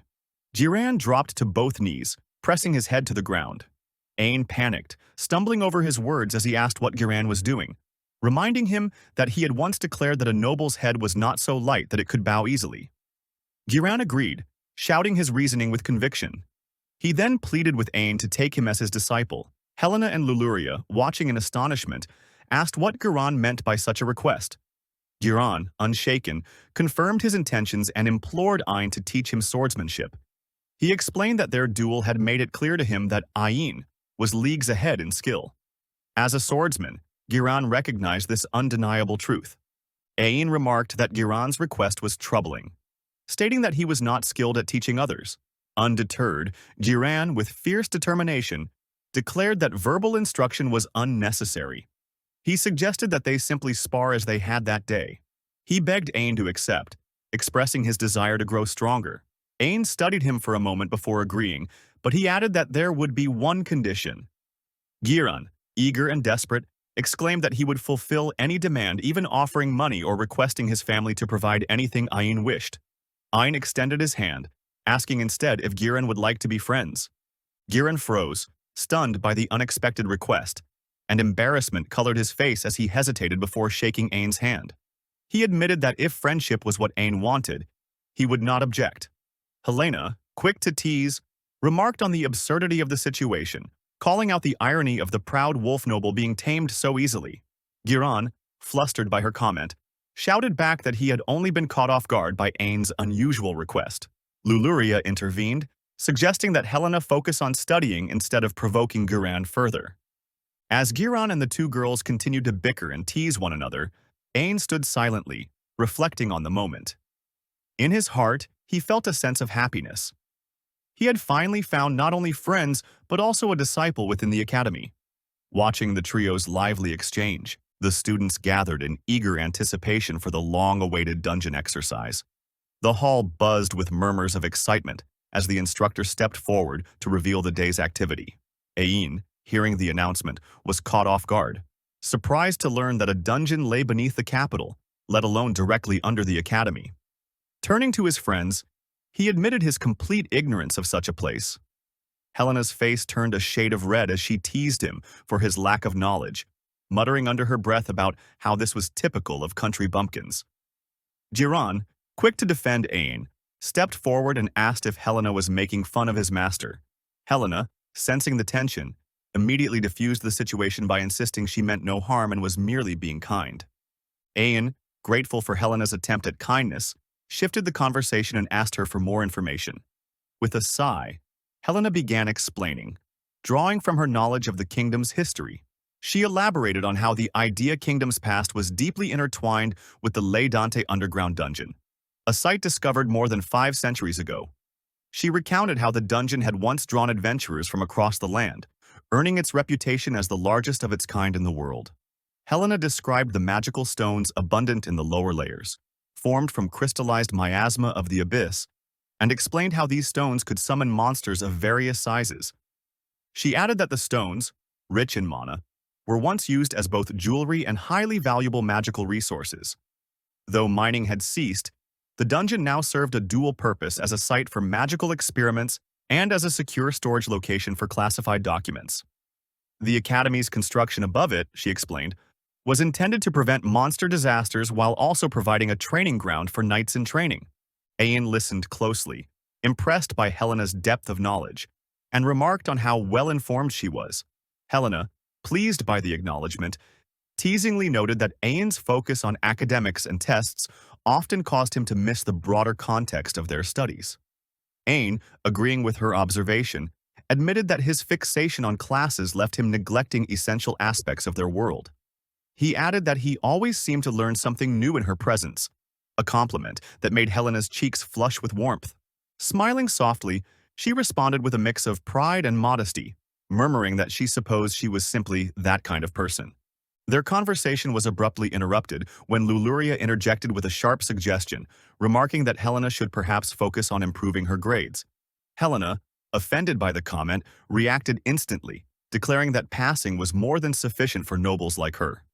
She dismissed the notion of striving for better scores, emphasizing that there was no need for overachievement. Their debate was cut short when the instructor's commanding voice called for silence, redirecting the students' attention back to the exercise at hand. Jiran quietly blamed the two girls for getting the group scolded, prompting a round of playful glances that returned focus to the day's task. The instructor laid out the details of the exercise, a dungeon exploration requiring teams of 4 to retrieve a fire element magic stone from the elusive red slug. The announcement sparked a mix of reactions among the students. Some expressed disgust at the idea of battling slugs, while Helena shuddered visibly, her fear evident as she muttered about the creature's surprising speed and revolting appearance. Luluria, unfazed, commented with nostalgia that her village used to eat such creatures, explaining how they could be prepared by draining their water before cooking. Offering to prepare a dish the next time, she spoke with enthusiasm, leaving Guran visibly unsettled. Turning his head away, he expressed his aversion to the idea of eating such a meal, but added that they might consider it if given the chance. Helena, hiding behind Ayn, whispered about the hard life of peasants, her discomfort with the idea clear. Ayn, reflecting on words of advice he had once received, recalled being told that understanding others began with accepting their food culture without judgment. Recalling this, Ayn was the only one to express enthusiasm for Luluria's offer, stating that he looked forward to trying her meal. Luluria's face lit up with joy at his support, and she smiled brightly, promising to handle the preparation. Jiran, swayed by Ayn's openness, grudgingly commented that if Ayn were eating it, he would join in too. Helena quickly interjected, urging them not to sound as though they were seriously planning to eat such a dish. The instructor shifted the focus by announcing the current standings of the class points. Class A held the lead with 279 points, followed by Class B with 229, Class C with 191, Class D with 169, and Class E at the bottom with 139 points. The instructor continued, explaining that the results of this exercise could earn any class up to 80 points, a potential game-changer that ignited excitement in the hall. Helena's eyes lit up with enthusiasm upon hearing the announcement, her excitement visible as she absorbed the possibilities. The instructor elaborated further, emphasizing how the upcoming exercise presented a unique opportunity to bridge the points gap between classes. This task held the promise of pushing them closer to their collective goal of graduating as knights. By now, Ayn and his friends fully understood the underlying purpose of the exams, to narrow the disparities in class points. Another instructor stepped forward, his face painted with features resembling a clown, adding an unsettling edge to his presence. He addressed the students of Class D, reminding them that, as he had mentioned before, they would be working alongside the inferior Class E for this exercise. He added that the target, a red slug, had been adjusted beforehand to match their capabilities. Mockingly, he urged Class D not to hunt the target excessively, lest they rob the weaker class of their chance to score points. His words elicited smirks and quiet laughter from the students of Class D, their mocking expressions directed at their counterparts in Class E. The initial instructor interjected, cautioning everyone against the use of violence toward one another during the exercise. He warned of the dangers inherent to the dungeon, where oversight from instructors would be limited, creating the risk of significant accidents. With a firm tone, he stated that anyone who violated this rule would face severe penalties.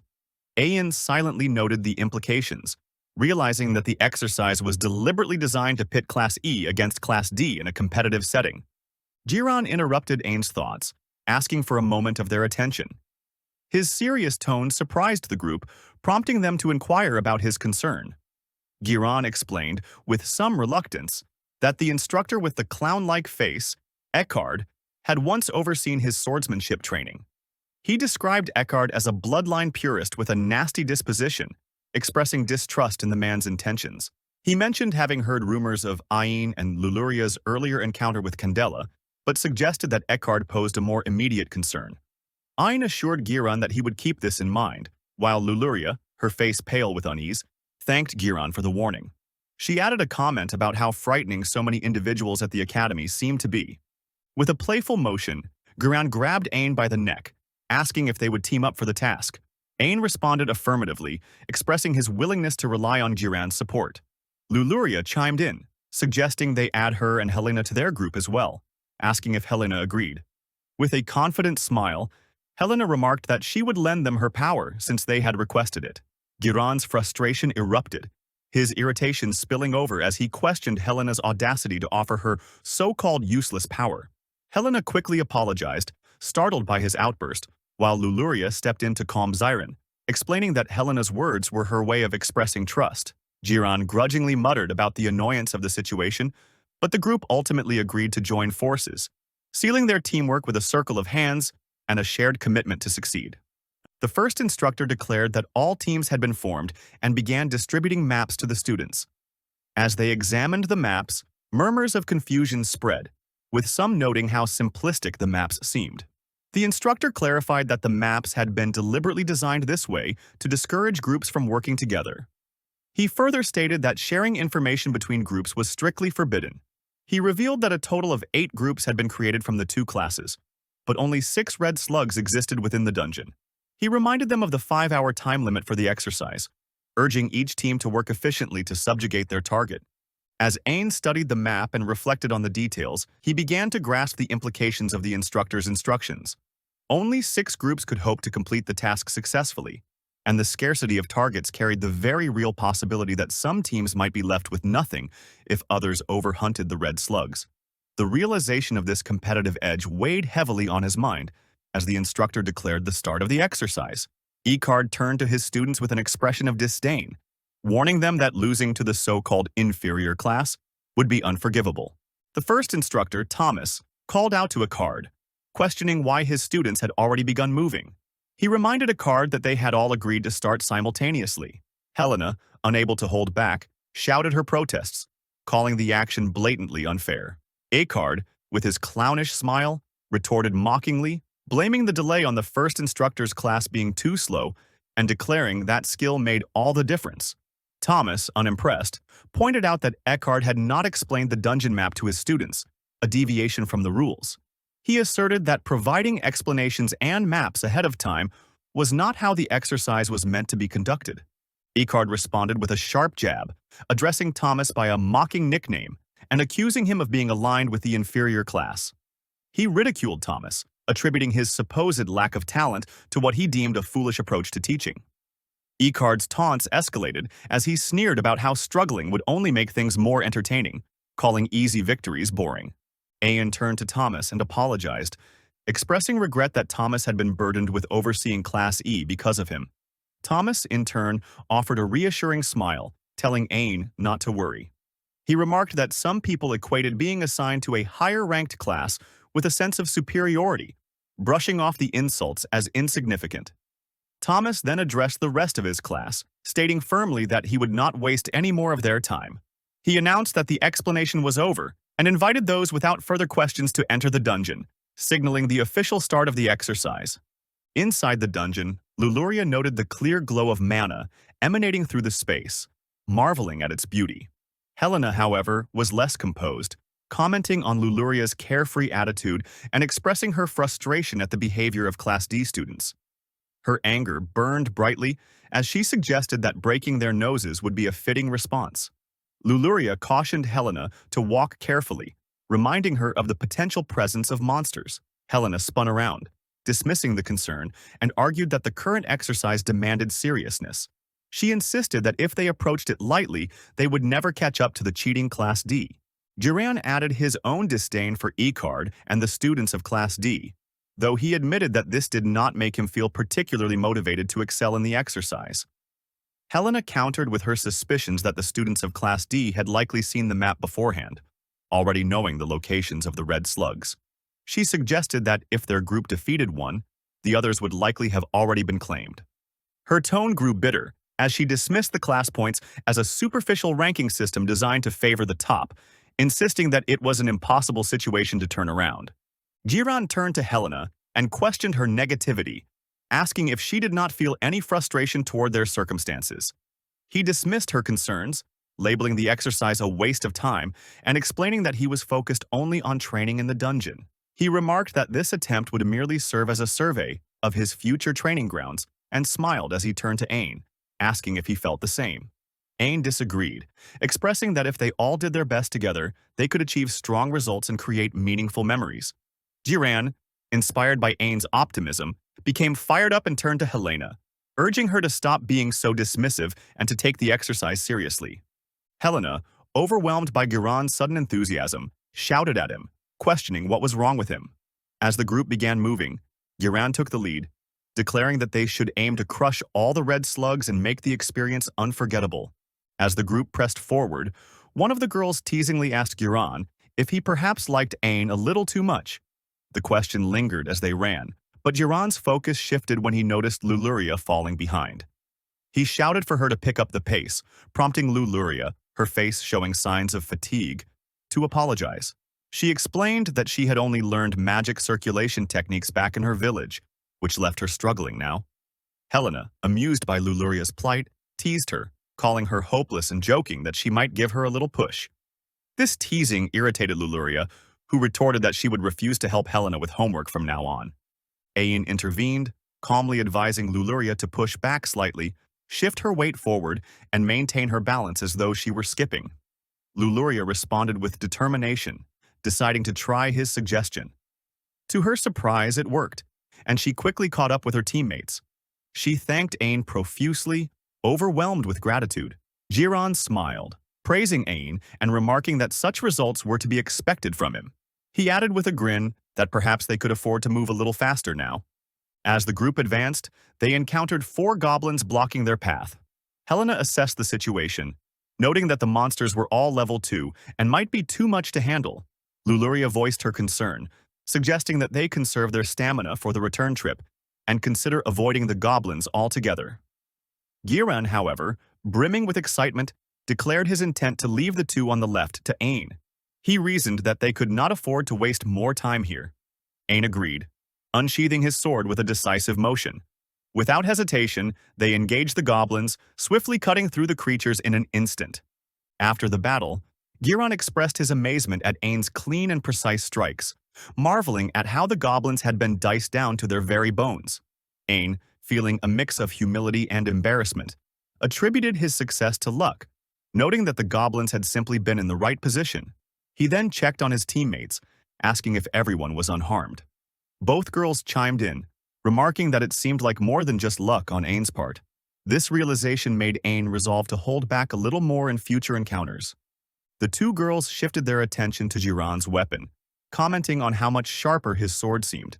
Jiran attributed this improvement to Ain's training, confidently stating that such monsters were no longer a challenge. Helena, now thoroughly excited, remarked that at this rate the exercise was bound to become a memorable experience for all of them. Seeing his teammates' enthusiasm, Ain found himself unexpectedly at ease, realizing he no longer felt any need to worry about them. Helena, still riding the wave of excitement, declared that with Jiran and Ain leading the charge, they could crush Class D's confidence entirely. As they continued, Luluria spotted a peculiar black stone on the ground. She asked aloud about its nature, wondering what a dark element magic stone was doing in such a place, especially one so large. Ain examined the stone and identified it as a spell mark designed to summon monsters. This discovery struck him as odd, as he reasoned silently that a stone of this size, in this location, seemed highly unusual. His suspicions were quickly confirmed when more monsters appeared, seemingly out of nowhere. The sudden onslaught of creatures caused the group to cry out in shock, Duran voicing his disbelief at the sight of so many monsters being summoned at once. Among the new arrivals were massive spider monsters, their towering forms dominating the space. Luluria's fear grew as she identified them as Level 3 monsters, warning the group that even trained knights could fall against such creatures in these numbers. She concluded that for first-year students like them, survival seemed impossible. Panic set in, as she questioned why these monsters were so hostile toward them. Amid the chaos, Ain recalled a distant memory of a woman from his past who had once told him that making friends would bring about all sorts of experiences. She had spoken of situations where panic would test bonds and encouraged him to look forward to such challenges with his companions, describing them as the essence of youth. The memory brought a strange sense of excitement to Ain, who remarked that this situation was thrilling. His words caught his teammates off guard, prompting them to shout at him in disbelief, demanding to know how he could possibly find anything about their predicament exciting. The dungeon exercise was proving to be far more challenging than anyone had anticipated. The air was thick with tension, carrying an unshakable sense of impending danger. Ain could not rid himself of the nagging feeling that something was off. This did not resemble a normal exercise in any way. Determined to protect their group, Jiran stepped forward, declaring that he and Ain would handle the threat while urging the girls to escape. Luluria, resolute and courageous, refused to leave, insisting on fighting alongside them. Helena echoed her sentiment, adding that if they were going to run, they would run together. As the first wave of monsters surged toward them, Giran stood tall, shielding the girls from the approaching creatures. Ain decided that their priority should be to destroy the monster-attracting stone and uncover whoever had set this trap. In the midst of chaos, Ain managed to shatter the stone, effectively halting the summoning of more monsters. In the same breath, one of the monsters caught Helena's sword in its web, pulling the weapon from her grasp and leaving her defenseless. The sight of a giant monster bearing down on Helena sent a jolt of urgency through Luluria, who quickly cast a fireball that burned the creature to ash. As the immediate danger passed, Luluria turned to ask if Helena was all right. Helena, shaken but grateful, exclaimed that she had truly thought her end had come in that moment. Relief was short-lived as another monster approached Luluria from behind, catching her off guard and causing her to fall onto her back. Helena's worries surged as the massive spider loomed over Luluria, its fangs poised to strike. Despite his desire to assist, Giran found himself locked in combat with another giant spider, his sword struggling against its powerful legs. Ain, in a blur of motion, rushed to Luluria's side and dispatched the spider in a single strike. Without hesitation, he continued to eliminate the remaining creatures until two of the spiders, realizing they were outmatched, fled the scene. Ain reassured his teammates that the scent of their fallen comrades would keep those spiders from returning anytime soon. Luluria, still shaken, admitted that she had thought she was going to die. Jiran commended Ain, marveling at his ability to defeat level 3 monsters instantly. He admitted that without Ain, they would have perished. Ain shifted the focus, questioning why a summoning stone of such size was present on such an early floor.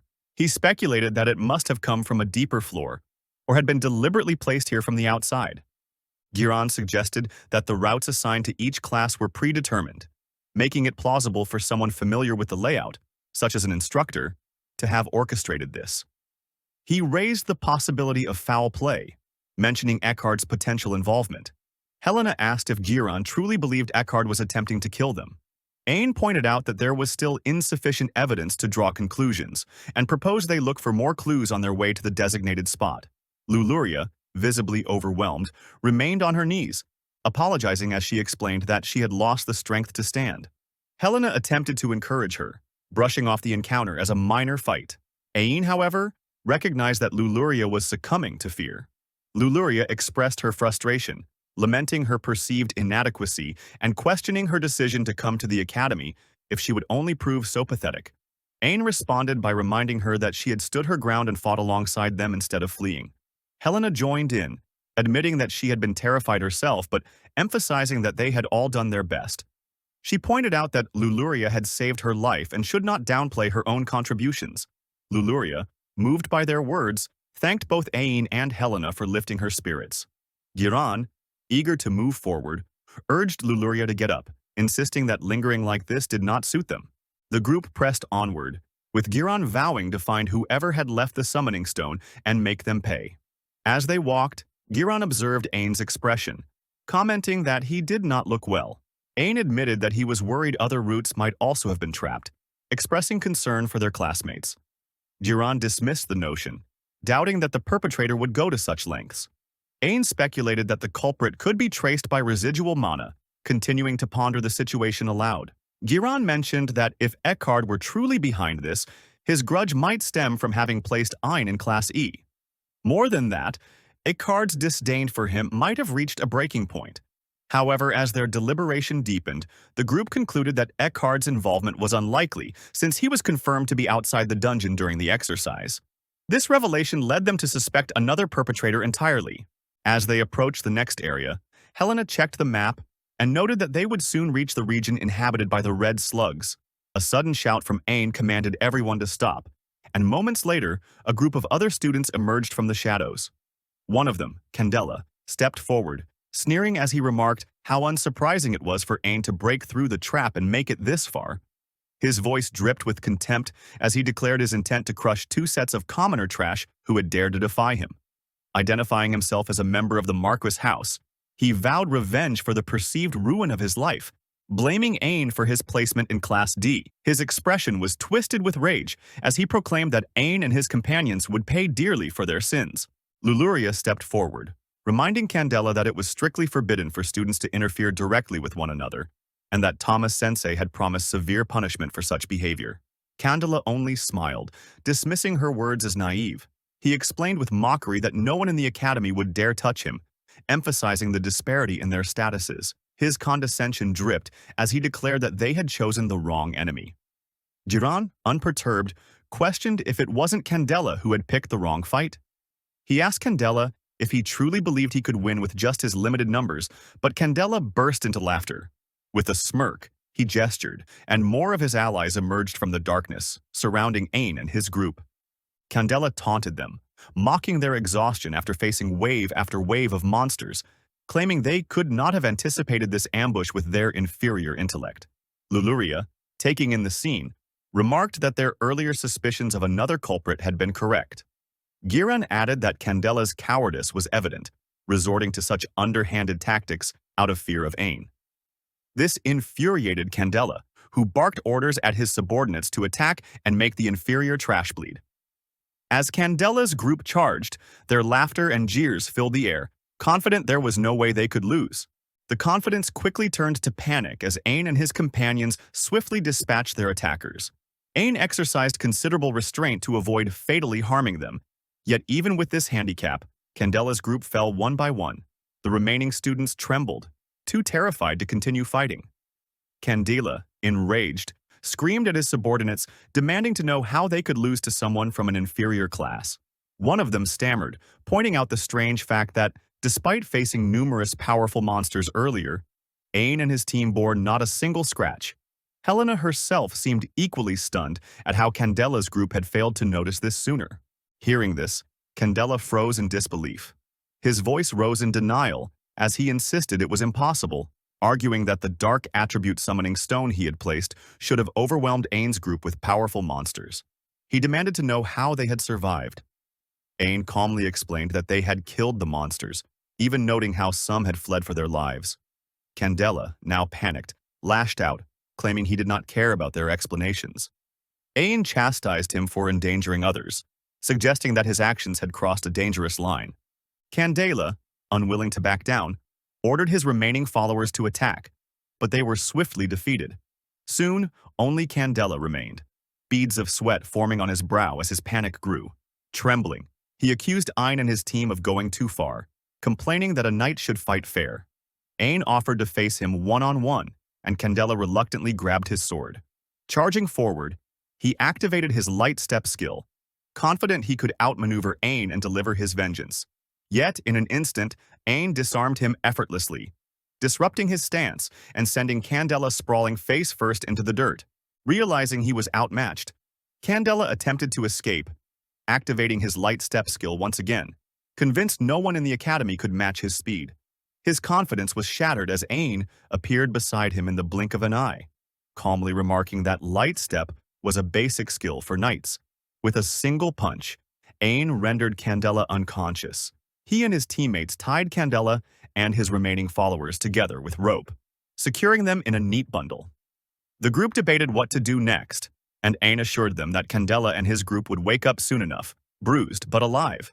As they prepared to leave, Giran noticed a small pouch on the ground. Opening it, he gasped in shock to find several red slug magic stones, remarking that Candela's group had likely stolen them as well.